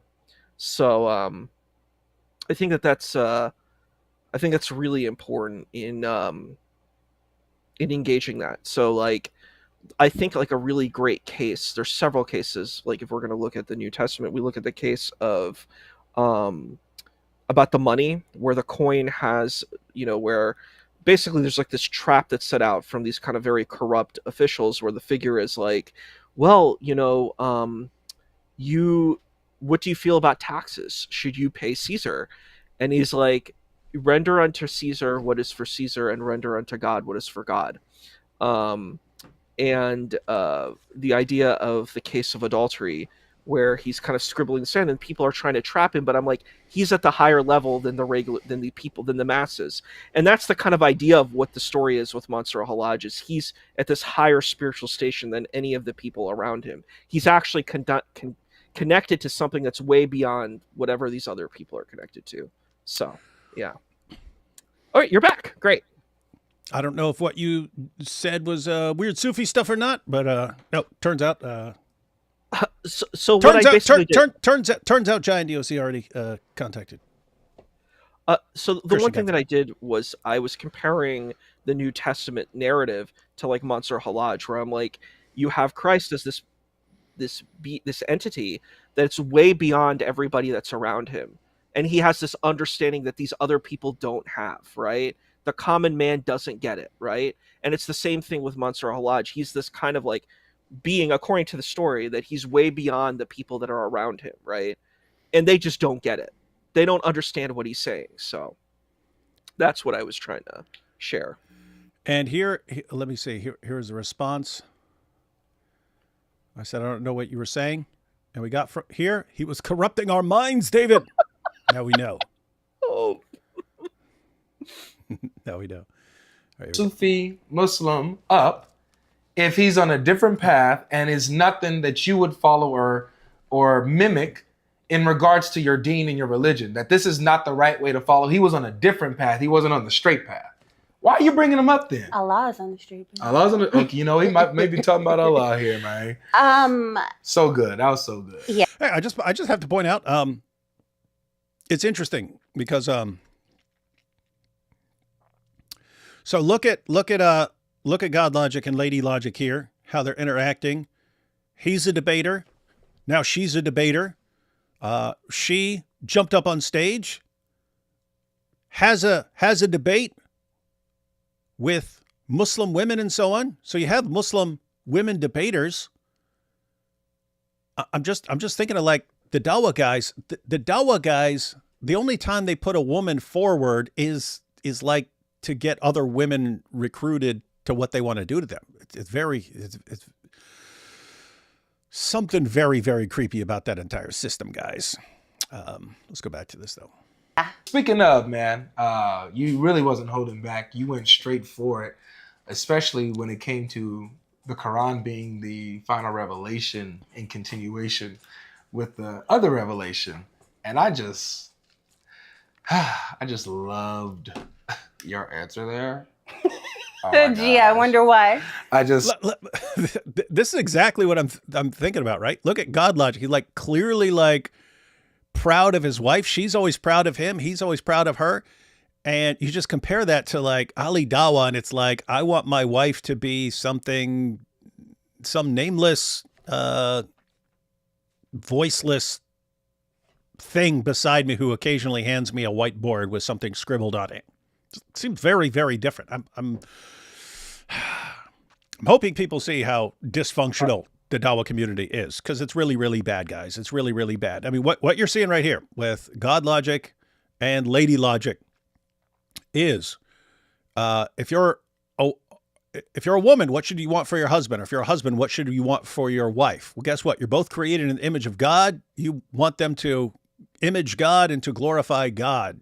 And you want them to maximize their potential in glorifying God. For some people, guess what? Most people, it'll be a disaster if they jump on stage and start debating. Not for Lady Logic. She can actually debate. She can actually jump up on stage and debate. So guess what? That's one way for her to glorify God in what she does. And as a man, wow, this is awesome. This is awesome. My wife, she can glorify God through debating and so on. In the Dawah scene, it doesn't seem to be, hey, I want this woman to be all she can be for God. It's, I want her to be exactly what I want her to be to impress my fellow Dawah clowns. That's what I want. That's all she is in life. She is here to please me. She has no purpose. Look at what hijab did. Marries a woman who wants a family and wants to do Dawah and stuff. And no, you're going to be my hotel hookup. You're a booty call, basically. He's reducing women to booty calls for him. And that's, keep in mind, this isn't a random dude. You can have random dirtbag Christians. You can have random dirtbag Muslims and so on. This is like, these are the heroes of Dawah. It's not random people. These are the heroes of Dawah. And even after seeing this, they're still the heroes of Dawah, which means the Dawah fans aren't going, oh my goodness, I can't believe you did this. This is unacceptable. We don't listen to you anymore. Doesn't matter what they do. In fact, the worse they are, the more their fans seem to love them for it. It's weird, weird, weird stuff. Needs to go, guys. Dawah needs to go. Creepy, dumb stuff. I was just cheesing from ear to ear at this part. Just for context here, they're talking about the Quran correcting the Bible, correcting the previous scriptures. Yes. And so you give a beautiful response here. That's an interesting Look, he was already answer, ready. and I get that answer often when I'm speaking with Muslims about whether or not the Quran confirms or corrects the previous scripture. But when I actually read the Quran, it says the exact opposite of the answers that I get from ladies such as yourself. I mean, 1094, Muhammad, if you are in doubt about what Allah has revealed to you, what it allowed to reveal to Muhammad, the Quran. If you're in doubt about what Allah has revealed, go and ask the people who have been reading the scripture before you. Talk, Lady Logic! If you doubt the Quran, you're supposed to go and check the previous scripture according to Allah. Mm-hmm. You have 381, where Allah is telling the prophets that there's a messenger coming after them that's going to confirm all that Allah has given them of the scripture and of the hikmah. You like Right? that? I like that. And I so like that. you have over and over again, I mean, there's verse after verse, chapter 2, chapter 5, full of verses about how Muhammad and Muslims are supposed to go back to the previous scripture because the Quran is supposed to come in line with it, confirming what was before, not contradicting it. So then when we see that the Quran contradicts the previous scripture, the answer that I get is that, oh, well, it came to correct it. Nowhere in the Quran or Hadith is the Quran a correction over the previous scripture. In fact, it's the other way around. But let's talk about one example. That was the Islamic dilemma in a nutshell, ladies and gentlemen. You could clip that for the Islamic dilemma. You could clip what she just said right there and toss that everywhere, because that is the Islamic dilemma in a nutshell. Watch her do. For example. Watch her do exactly what I just said. Yeah, so the opposite of what the Quran says and usually the answers that you get. Yep. So Allah says, hey guys, use the previous scriptures to check the Quran and make sure the Quran is correct. She's going to bring up an example where she thinks and is going to make the claim that the Quran is actually correcting the Torah, correcting the Bible. It's tough. She brings up a lot, but let's hear this. Yeah. The story of Lot in the Bible. When you read the story of Lot, it says that Lot's daughters got him drunk and then slept with him. This story, when you read the same story in the Quran, it's a completely different story. It doesn't say anything about the daughters getting. You see what she just said? So the claim is the Quran is affirming the previous scriptures and yet contradicts them. And she says, aha, but the story of Lot is completely different in the Quran. That's not an answer. That's not an answer, ma'am. It's not a good argument. You see my No. Very bad. face? I want to say one thing on this. I've heard this so many times where they're like, and this is something that really bothers me too. Like, and I hear the argument over and over again. I'm like, why are they parroting this? It's a parroting argument. I think you're right. There is some script out there, but the argument is that they say the Quran is correcting the Bible. And I'm like, okay, if the Quran was correcting the Bible, the Quran should not be 114 surahs. It should be like the Talmud and should be like 20 volumes, because you would need to go to every single element. You would have to go to, the Pentateuch. You have to go through the 5 books. Then you'd have to go into like Judges. You'd have to go into the Psalms. You have to go into Proverbs. You would have to go through all these texts and give corrections on each of that. If you're going to make that argument, you got to go all the way with it. You've got to say that the Quran is, and it doesn't though. The only element that you see in the Quran, I did a textual analysis of the prophet Joseph in Bereshit in Genesis and in the Quran, and that's the closest that you have, and they're very different narratives. Like the narrative in the Quran is very poetic, and it's a very like spiritual narrative. The narrative in Genesis is very like historical. It's like, okay, here are these tribes, here's this well, here are all the names of these brothers. You don't know who if you read the Quran, you don't know who the brothers of Joseph are. You don't know who any of that information. You know what I mean? You don't know about all the traveling, because it doesn't give any of those details. So it's really weird when people are like, it's correcting it.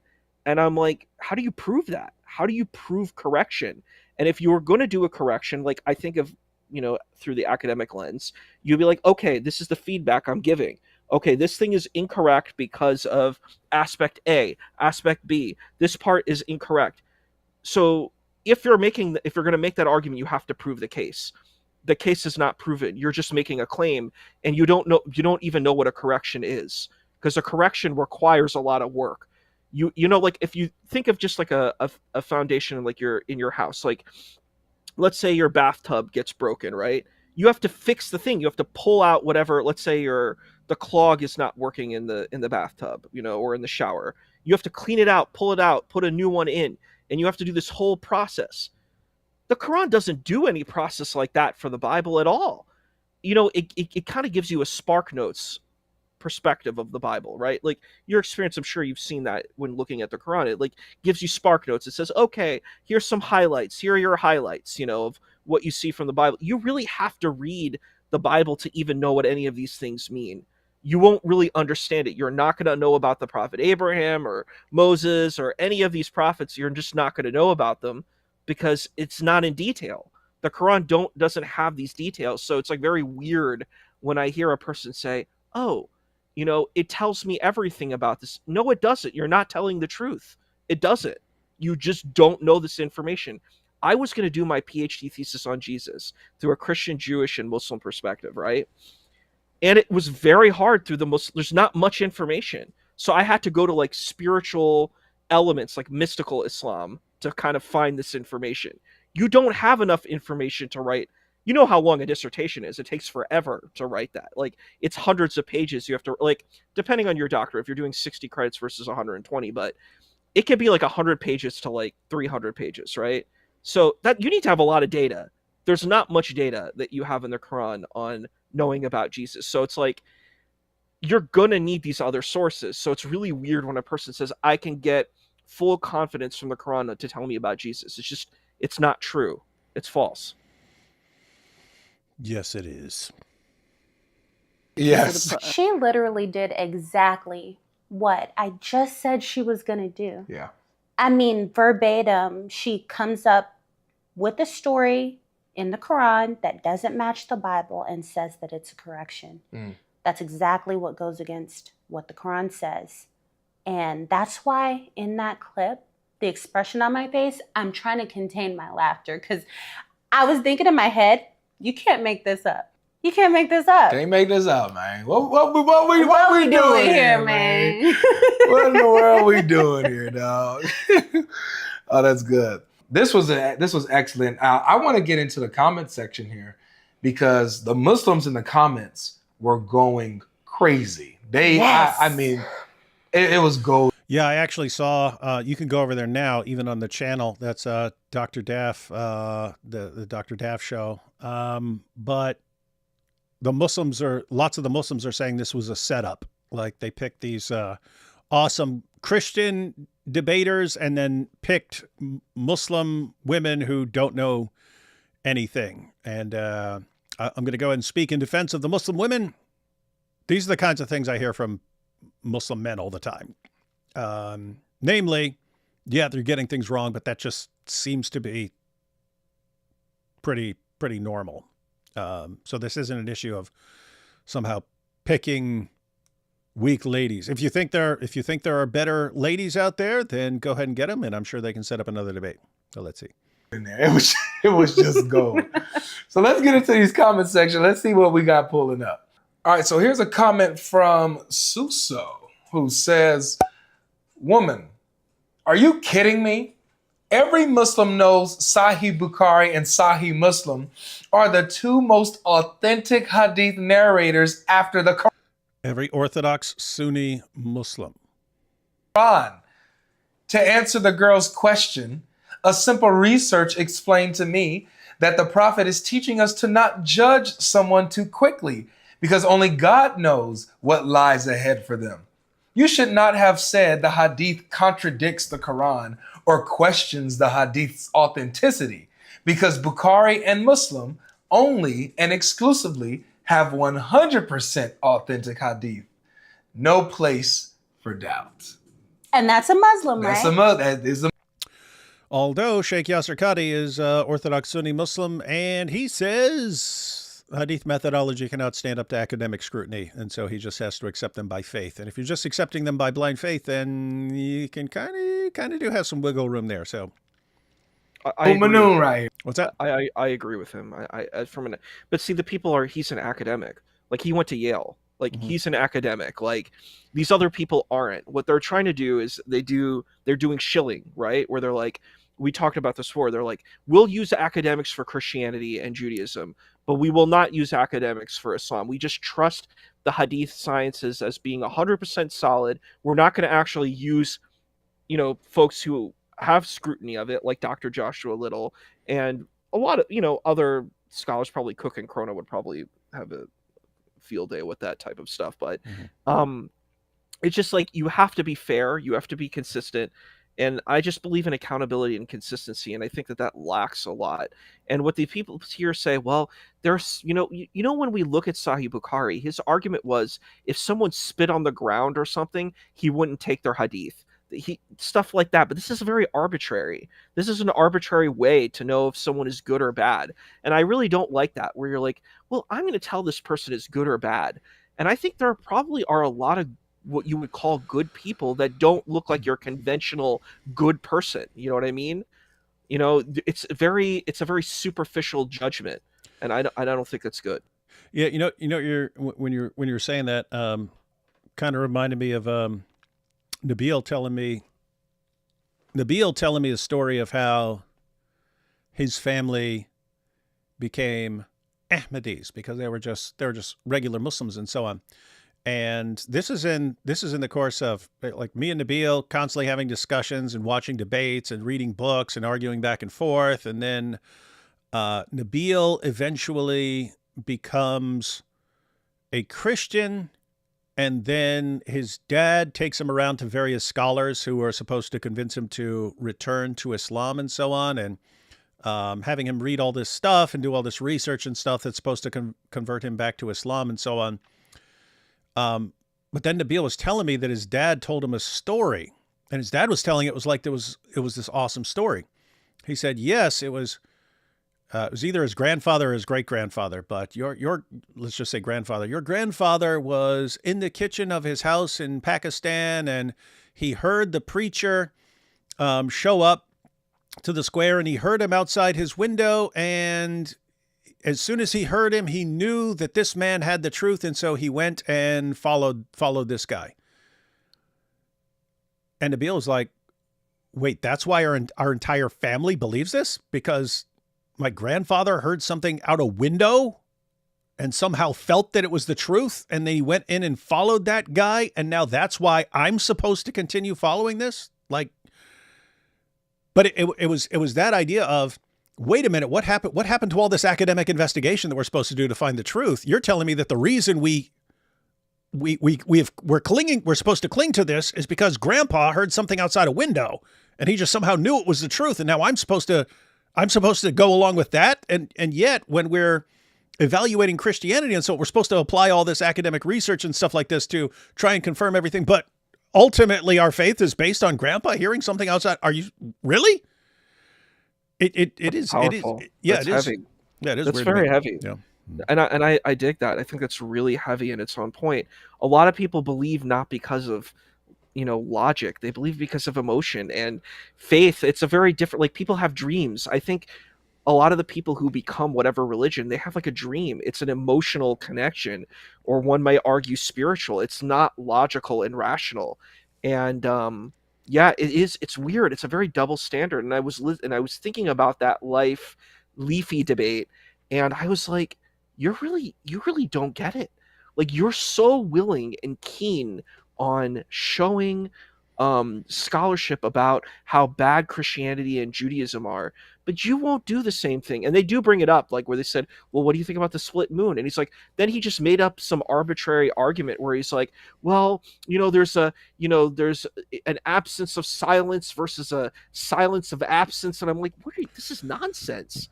And absence of evidence is not evidence of absence. Yeah, maybe it was something like that, but it was utter nonsense. And I'm like, no, you can't prove that the Earth was split in half. That's ridiculous. You don't have any argument around the world for that. You have faith that that's true, and I would respect that if you said I believe this because my faith said. But don't give me Balak's position of like, oh, it's logically and rationally true. No, it's not. No, it's not. There is no logical, rational thing where you could prove that the moon was cut in half. That you don't have that. That's like something from a video game. That's not something from real life that you can prove. And I'm just like, if you have faith in it, great. Be honest about it. Own it. And I really, this is why I really respect you. You are really intelligent. You're really smart, and you don't flaunt it around. You have a doctorate in philosophy. Philosophy's hard. I actually studied, I took a class in Buddhist philosophy, and it was super rough. This is actually how I learned about Western philosophy. I learned about it through studying Eastern philosophy. So I learned the debates between the Kyoto school of Japanese philosophy versus Western philosophy. So I learned about like kind of shunyata, like emptiness, versus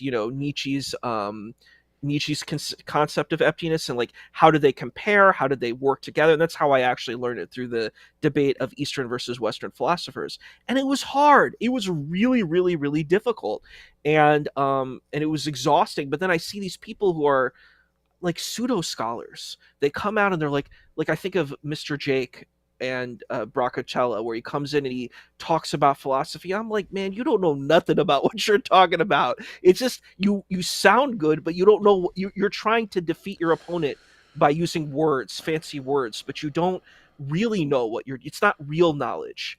It's just it's flowery language. Do you know what I mean? Yeah. It goes back to what I was saying earlier, right? Like, what are the Dawah guys? What's their goal with their wives? It's to twist you into whatever I want you to be.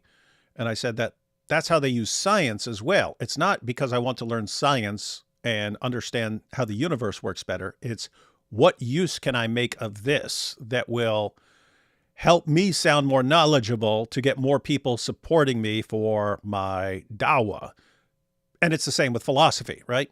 Like God Logic had his discussions in the UK with Ali Dawah, and Ali Dawah's using all sorts of like philosophical. He clearly has no clue what he's talking about, but guess what? Neither do his fans. His fans don't know, and so they're hearing him using necessary and contingent. He goes, "Is that necessary? But this be contingent, yeah?" And they're going, "Oh my goodness, he's using word contingent. Him so smart," and he has no freaking clue what he's talking about on any of this stuff. But yeah, so this is just Dawah. It's use everything for what you want, and who cares? Who cares about truth, accuracy, right, wrong, any of that? It's just make everything revolve around what you want. I agree with you 100%. Mm-hmm. Right. Let's go ahead and check all these comments are going to be from the Muslims. Check out these We're reading all the Muslims. This is from Raj A1, who says, "I would really want to know where you brought these Muslims from. They did such a bad job and painted a bad image about us." That's Muslims saying this. If he's so brave and he thinks he would do a better job, he can come on up on your channel. Hey man, Monday, Wednesday, Friday. God Logic's on there, man. Standard time. God Logic Apologetics channel. We live every time, man. You can come on through. Yep. If you're a man and you think, or a woman, and you think you can do better than what those Muslim ladies did, come on through. Come on through. And you better not have the same answer. All right, we got a comment from Diallo, who says, "These Muslim sisters need to go back and learn their deen. This is so embarrassing to watch as a Muslim. They clearly do not know their deen, kept making so many basic blunders, couldn't reference even a single very clear verse out of many in the Quran that would strongly support their positions. Dear Muslim women, please learn your deen. This would have been a cakewalk for any Muslim with a basic understanding of Islam that is rooted in reading and understanding the Quran. Alhamdulillah, we have so many great Dawah channels these days. Great Dawah channels where? It is not hard to answer any of these questions and to defend the Islamic point of view. This was a difficult watch as a Muslim. Respect to the Christian ladies for understanding their faith and for fiercely defending it. They did very well. Wow, respect to, as a Muslim saying, respect to the Christian ladies. Wow. But this poster is wrong though. The thing is that these things are difficult, and a person with humility and understanding would understand that this is not just some easy thing like these Dawah people. Like when I hear people say Muhammad hijab, they need to debate Muhammad hijab. I'm like, no. This is not like a master scholar. He doesn't have any credentials in this stuff. He's not a master scholar. He just knows how to sound tough, like you said. He doesn't actually have real knowledge base to engage these things. And I'm like, this is hard. These topics are hard. It's not just easy breezy reconciliation. It takes a lot of work and effort. And I think that what this person is doing is, they probably are a lay person. They probably don't know much about Islam in general. They probably, and that what they do is like you said, they just go and they just say, I don't have to do the work. I'll just lay it on someone else. Mhm. Let's lay it on the Dawah guy. They know, even though they don't know. And like, I've seen your debates. You outclass most of these people. Let's just be honest. Like they're not strong enough. And what they do is they act like they're strong, but they don't actually know how to deal with these things. They don't know enough about Christianity. They know nothing about Judaism, and they don't know about Islam. So it's like, it's a trifecta of failure, Yeah. I would guess, because he's saying, oh, we've got all these great Dawah channels. This is probably the sort of Dawah fan that I was just talking about, with like someone who hears Jake the Muslim metaphysician using philosophical terms and is impressed by that and thinks that means he's giving great answers. And saying, hey, why can't you get people like that? Well, yeah, Issa's right. These are just difficult topics, and if you think your Dawah guy is just giving some quick, brilliant response, he's probably just spouting complete nonsense, and you don't know it. All right. Wow. I like him, man. We got Wahid Khan. He says, sorry, but you need to bring people who have the knowledge and can debate. This is the second time where the women don't have enough knowledge, especially from the Muslim side, making Muslims look dumb. This seems quite calculated, and it makes an unfair representation.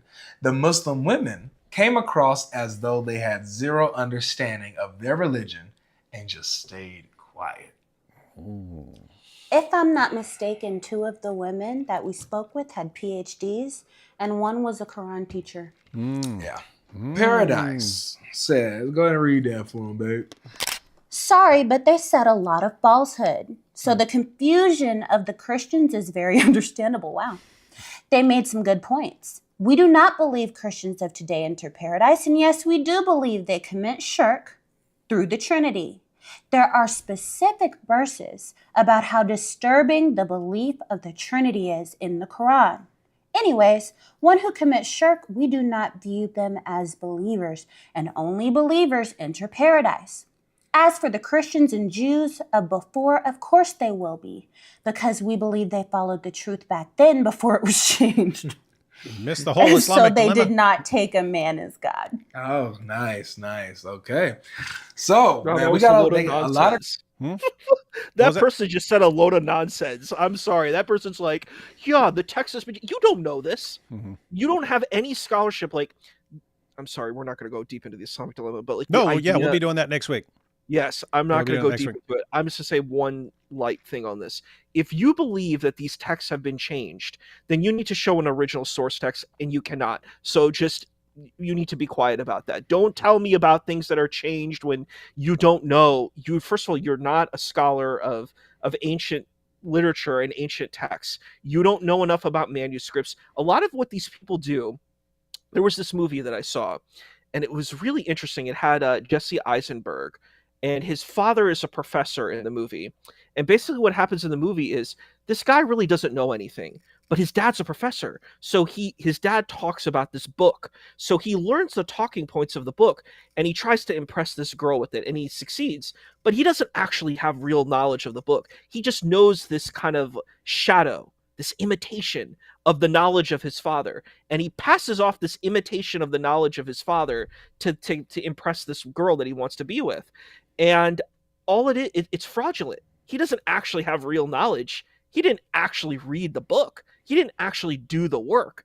He just came in and he's like, I'm going to pretend like I know what I'm talking about. And I think a lot of these people, what they do is they're faking it till they make it. They're just pretending. Nope. They don't actually know this stuff. No, and it works. It works. It works if you're around a bunch of fellow Dawah fans. It just, you can get away with that sort of thing. Yeah, and I mean, when you say, oh, what we really believe is this, and then it was, they did have the truth originally, but then it was corrupted and so on. All you're telling me is this is what you heard your entire life, and you've never done the slightest bit of research. Guess what? That's not going to stand up to scrutiny in a debate. It's just not. You kind of have to figure out what you're talking about. Criticism. They're parroting talking points. Mm-hmm. They're a parrot. Dawah script. Everything's it's a Dawah script. Parrot. They don't know what they're saying. They're just like, yeah. Like, and I've had debates. This is where I get in a lot of difficulty when I engage with people. I'm like, you're saying the Bible is corrupted. Can you prove that? And they can't. They're just like, look at how disgusting and gross the Bible is. And I'm like, bro, have you read the Hadith? Like, all these people are schoolboys compared to like what some of these Hadiths say. You showed it in your Islamicize Me. I'm like, some of the stuff, if you want to say things are vulgar, according to our modern standard of ethics, don't insult the Bible. If you're going to do that, then you have to scrutinize the Hadith as well, which don't say very beautiful things, you know? So it's like, this is the problem. You are trying to say this is unethical. And I'm like, who are you to even say this is unethical? Are you some, paragon of justice and integrity? Probably not. So who are you to critique these people and say that they're evil, bad people? Like, I hate that. They're like, Lot was abused by his daughters. This means he's not good. And I'm like, who are you to say that? Are you a good person? Are you some ethical paragon of justice and goodness? I don't think so. Against the Muslim ladies. Let's see what else we got here, man. Go ahead, read this one. This is so sad. This channel is so biased, and whoever runs this is so insecure about their faith that every time they pick Muslims that are in no way educated enough about both scriptures to debate. Seriously? That one lady cannot even say the Arabic word from the Quran. This is crazy. It's so hard for me to believe that someone chosen to debate for Islam does not know the basics. I completely understand for regular Muslims and even rebirths can't quickly learn Arabic in order to read the Quran in its original language. Some never do, and that's fine. Allah encouraged effort, not perfection. But for someone to debate for a whole religion, they better have deep knowledge of both the Quran and the many Bibles. I dare this channel to level the playing field and to be fair. Let the audience decide instead of trying to manipulate us and pushing your agenda. I think that the audience did decide. I mean, when you're reading, not the Christian comments, when you're reading the Muslim comments, the Christian ladies definitely dominated the discussion. And we're not talking about in rhetoric. We're talking about in knowledge, in responses, in thoughtful answers, in engagement. The Christian side was so much more prepared than the Muslim side. And here's why. Because Islam is indefensible. You cannot defend Islam. The only thing you can do is misrepresent what the Quran says, and then also misrepresent what the Bible says. That's all we're going to see. So, unfortunately, it doesn't matter how many times you do this. Each group of Muslims is going to fail because they're defending a false religion. I listen to my husband talk to Muslims every single day. The ladies on stage, outside of a few outliers, give the exact same answers that every other Muslim guy does every single day on God Logic Apologetics. Sophia says, did you catch that? She says she listens to her husband, God Logic, talk to Muslims every day. Why is that relevant? Why is that relevant, everyone? Okay. So she marries God Logic, Avery, and she's hearing him. Guess what? If you don't know how to cook a hamburger, talk about her cooking, right? Talk about Avery cooking, talk about her cooking. If you don't know how to cook a hamburger, but you marry someone, you see this person cooking a hamburger every day. You're sitting there watching. Huh, that's how you cook a hamburger, eh? Okay, you're taking it out and making a patty out of it. Up, tossing it in the pan. Oh, you're flipping it now. Oh, now you're tossing it on the bun. Okay, now, okay. Well, I've just watched this person cooking hamburgers every single day. Guess what? You know what? I think I could do this. I think I could do this. I think I could cook a hamburger too. And then all of a sudden you try it. Hey, I could cook a hamburger too. Why? Well, I watched someone who was cooking. All right. So she's watching Avery every day have discussions and debates with Muslims. And then she goes out and does the same thing. Right, she learned how to do it. That's how we all learn. We're learning from other people. We see other people doing it. That's how we learn. Why am I bringing this up? Well, think about Ali Dawah's wife. How would she even have a debate? People think, oh, why didn't you get someone better? Okay, well, you're just picking women who don't know what they're talking about. They don't know their deen. Okay, who are you gonna get? Ali Dawah's wife? She's learning from who? Ali Dawah. So obviously, if you think Ali Dawah's got powerful Dawah and his wife is watching him, how's she gonna do in a debate? How's she gonna do in a debate? What would that even look like? Like what would that even look like? Like, one, she's not even allowed to talk, apparently. So it would be like this. It would be like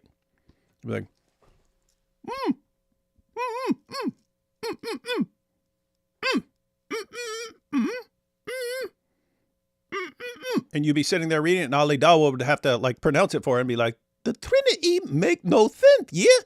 And that would be the debate. She'd have to debate like that. And I mean, suppose we grant her the ability to speak. What would she be parroting? What would she be parroting? Ali Dawah's talking points? Like what would that look like? It'd be like, so even if she's talking, what's she gonna look? Yo, square, it don't be the same thing as a triangle. Yo, a triangle can't be the same thing as a square. That make no sense. You see Christianity false. That's what she would have learned from her husband. That would be terrible argumentation. And so it's not just like part of the process is actually learning how to think, learning how to understand what people saying, learning like to think about what sort of argument someone's making, an objection they're making, and how to respond effectively, and knowing the material and what is the most effective response and so on. And that's just not what you learn in Dawah. That's not what you learn in Dawah. So it just wouldn't work. It'd be repeating the Dawah. Guess what? That's exactly what the ladies were doing in that debate. I'm talking about the Muslim ladies. They keep falling back on the Dawah script, even if it makes no sense in context, and even if they're not actually responding to what people are really saying. And so I'm seriously trying to think, like, what do you do in this situation? You just had 4 Muslim women debate 4 Christian women, and you've got all the Muslims in the comments saying, oh, you must have deliberately picked clueless Muslim women. As Lady Logic pointed out, she thinks 2 of those women have PhDs and that one of them's a Quran teacher. So if you're a Muslim and you're not satisfied with your Muslim debaters, where are you going to go? Where are you going to go? Again, what, Ali Dawah's wife? Where are you going? Where are you going to find these awesome women debaters? And where did they get their stuff from? Is it just by watching Dawah, guys? I'll tell you right now, it's not going to work. They're not going to do any better than these Muslim women did. So I don't even know what you do in this situation. I think it's a good question that you're asking. It's like, what do you do in this debate? I heard the Muslim ladies' arguments. And I don't think that they were completely horrible. I think the problem they had was they're not using arguments that are consistent for themselves. So like the argument was they're like, Christianity is really violent. The argument you can say is European imperialism and colonialism is violent. The problem is it's very easy. A Christian has a very easy defense that is not even being looked at here. The Christian could say that has nothing to do with Jesus. That's just a person who's claiming Jesus. They're not following Jesus, so I can wash my hands of it. It's a little more complex in Islamic history because you do have narratives that include violence. I'm just being honest. There is that element. So it's a much harder way to wash your hands of. If you see violent people who are Christians, it's easy to wash your hands of it. You're like, it has nothing to do with my Lord. I don't have anything to do with this, right? But it is a little more complex, and you have to do a little bit more work making Islam more peaceful. It's more difficult. It's a more difficult task. So you should have humility. This is my big thing. If you're going to debate a Christian on this, you got to have humility. You have the harder position. Honestly speaking, it is harder because you have a lot of narratives that are not easy for modern audiences, just honestly speaking. The point that I think is interesting too is like that you brought up the Trinity. I'm like, this is going to sound, I don't want to offend your audience here, but we're using magical thinking. We're using thinking that isn't fitting in logic. We believe in God. God isn't something you can just test and you can, do a chemical reaction and you can look under a microscope. We're believing in a being that's way beyond us, right? God can be whatever God wants to be. So if you're just going to say, well, God can't be a Trinity, why can't God be a Trinity? Why can't you say that? You don't have a way of proving that because God is beyond you, so it's like you're trying to institute human logic to God, which I think is crazy. I don't know how to do that. I can't do that. I mean, I'm just going to be honest. I don't know how to do that. But it's like you're going to tell this person you believe in a God that you can't see, you can't touch, you can't feel. And you're going to say that because this God is one, according to your human logic, that's more logical than a God, being a Father, Son, and Holy Spirit. I don't know. It just seems silly to me. Am I wrong? Am I off on this? Like, I don't know. No, you'd be entirely correct thinking that, so we have us and we're on this kind of narrow plane of existence. One of the things we learn from science in the world is that things don't always operate the way we think they do. So you get down to the level of quantum mechanics and you're thinking, and you realize, things on a very small level do not work the way we think they will. In fact, we can't even get our minds around how things work on a really, really tiny level. And then you go up to the large scale level. So that's the level of relativity. And you find out, things do not work the way I think they will. We can't even get our minds around them. We can't even picture reality as it is on a large scale. And so that should tell you that, hey, you're on a narrow plane of existence, and things off that plane of existence do not work the way you think they will. And so, yep, that is correct. Thank you. All right, let's go through these last couple super chats, and then we'll be out, and we'll be back next time for more. That's the Big Diddy Wood and Goofy Sufi EP. Oh, that was from when we were busting fresh rhymes earlier on. D Wood, why are you going in on us, not in the Al-Zut sense, about the Al-Zut jokes? It's your fault we make these jokes. Hey, don't be blaming me. Don't be blaming me. What if I go jump off a bridge? You're going to be like, I'm going to jump off a bridge too, and it's your fault, David. That's your decision. If I go out in the desert, no, just leave that aside. Muhammad online, you've got mail. Al-Zut. Very rude. Very rude. Don't know what's going on here. D Wood will even collab with Muslims over Mike Wigger. That's true. She sounds like Winger Big Book lol. Oh, I don't know what this is in response to. Because this is from a little earlier, so I don't know who that was in response to. I hate the word Islamophobe. It implies irrational fear, and politicians, Dawagandists, use it like a club to demonize us. What do you think of the term Islamokafir instead? Our own rejection of Allah. Yeah, you do have a problem with the term because it's mainly used to just silence any sort of discussion. Late to stream. How's your leg, Issa? Oh, yeah. How is your leg? That's a while. That's what, 2 months ago? It was it happened June 3 months 16th. ago? Yep. Yeah, June 16th. So it was a while back, but I'm walking, I'm hobbling around, but I'm I have a lot of gratitude. I have a lot of gratitude. I was in North Carolina for about a month, 3 weeks, and you know, I was able to save my mom's life because she was driving, and then like she fell and I caught her. So I'm really glad that that happened. That she's alive and she's well. It's been hard, but I'm really grateful and I'm healing. I have like a little bit of a scar here. You can see that, like I have this scar here, but um, I'm grateful. Wait, so what was broken? I thought it was your femur. What is that? I had a tibia plateau fracture, and I had some kind of like issue with my like scapula and clavicle, but those kind of resolved themselves.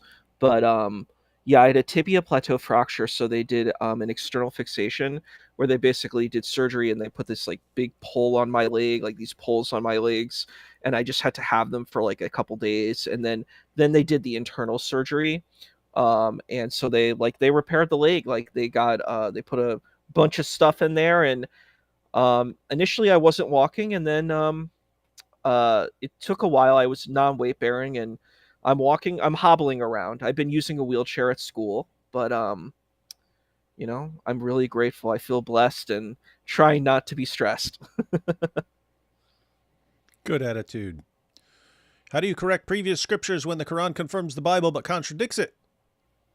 Oh yeah, talking about their corrections earlier on. D. Wood, you need Isa on more. I appreciate his thinking too. All right, we will have Isa permanently replace AP. Oh no, but I thank you for having me. I'm not going to call you Isa anymore. I'm going to call you Better AP. I'm too used to saying AP, so I'm not going to be able to get away from that. So I'll just refer to you as Better AP. My prophet Dawood al-Zut, fear him. 2 days ago, I found a larger format King James version from 1967. As you say, choose the Bible you want to read. God bless you. Yeah, that's the basic principle. Hi, David and friend. That friend's name is Better AP. Should have got Ali Dawah to show up in drag for panel. That would be some sort of funny skit, right? The Christian women, they crush the Muslim ladies, and then Muslims challenge the ladies to a follow-up debate, but it's like Muhammad Hijab, Ali Dawah, Daniel Hakikachu, and Jake the Muslim metaphysician all wearing wigs, and they show up and pretend to be the female debaters. That would be classic. That's a good idea. I like that idea. Hello, we work within a Nigerian priest who founded a charity that helps persecuted Nigerians and orphans left behind. Would you guys be able to help? Would you guys be able to help? How do I contact you? Yeah, you can find my email. Be interested in getting them on for a live stream. Tell us what's going on. I'm trying to think. Someone was asking. Who was it? Someone just recently was asking. Someone I know was asking for contact with someone knowledgeable in Nigeria of how things are going on. But yeah, you can find my email address on my YouTube homepage, and you can send me a message there. We know who split Momo's moon. What's wrong with you guys and your silly jokes? Jesus said, you shall know them by their fruits. He condemns adultery, lying, stealing, idolatry, killing. Hate is easy. Love isn't. Love is kind, holy. Is it fair to say the Bible is a library of manuscripts? How can a library be corrupt? You say library of books. Manuscripts refer specifically to handwritten copies. But yeah, the Bible is actually a library of books. Isa's one of the good ones. See, there's some good ones, and here it is. The last super chats from Isa here. Thanks for having me on, brother David and fam here. All right, Isa. So everyone, thanks for joining us. Thanks for joining us. I'll be back on, Lord willing, with Robert Spencer tomorrow, and with Isa next weekend, where we'll be going through the Islamic dilemma. I'll pick a Dawah clip I'll pick a Dawah clip.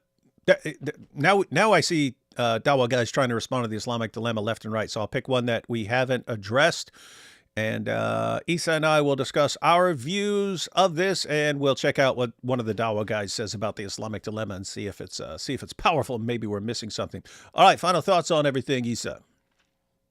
Well, it's always an honor to be here, and I'm just grateful, and I love talking to your community here.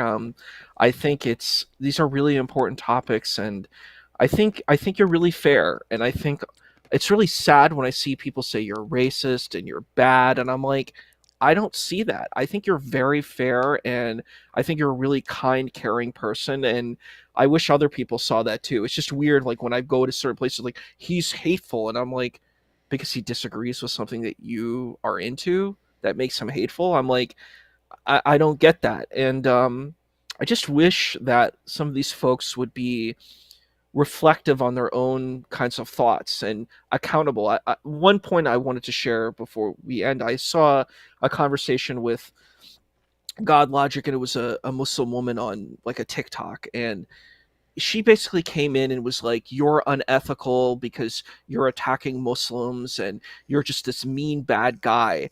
And then what God Logic did, what Avery did, was he said, hey, you hear some sources, um, you know, this doesn't seem ethical. Like, are you going to hold the same standard? And then her whole thing collapsed, and you just saw this really, I don't know if you want to call it demonic presence, but it was so horrible. I'm like, if it was me in that situation, I'm like, yeah, I don't know about these sources. I don't agree with that. Like, that's not a part of my theology. But she's like, I'm just going to meld. If the text says whatever I want, whatever it says, I'm going to change what I believe so I can sound like I'm good with the text. And I'm like, that's not how ethics work. That's not how, like, being, I guess, trying to be a holy or spiritual person works. You need to try to be an ethical human being yourself. And I find that really sad that you will change your whole ethical framework just to fit what a text says. I can't do that personally. Like, if I saw a text that said, like, do horrible things, I'm like, you know what? If the consequences, I need to go burn in hell, I'm like, I'm going to take burning in hell. I just am designed this way. I'm like, this is an unethical thing. Like, let's say there was like a Nazi regime and it said, we are the emissaries of God, and they told me that I had to do horrible things. I'm like, you know what? It's time to die, I guess, because I'm not going to do what you're saying. I'm sorry. At least if I'm in the state that I'm in now, hopefully I would be, but that's where I would be. Yeah, as far as the Dawah guys thinking David Wood's a big mean jerk and so on. I react. I'm kind of if you're an evil scumbag and you're going to be abusing other people, I'm gonna bother you a lot. I'm gonna mess with you and bother you a lot, and you're gonna hate me and so on. If you're a nice guy and you're respectful, I got no problem with you, and we can have fun discussions. As far as kind of takeaway, we have the last super chat here. Isa, peace be upon him. Nice. The big takeaway, guys. The big takeaway. So, if you're a human being, you are created in the image of God, and that means you are created with some amazing abilities to somehow reflect the nature of God to the world, and that's what we're supposed to do. And if you're kind of an individual, you're born, you're on your own, you're doing your things. Your goal should be to image God, to the best of your ability. When you get married, things change a little bit, because now it's not just how you image God, it's you want to help your partner image God as well. And also together you become something more than either one of you separately. And it's the relationship as well that's imaging God.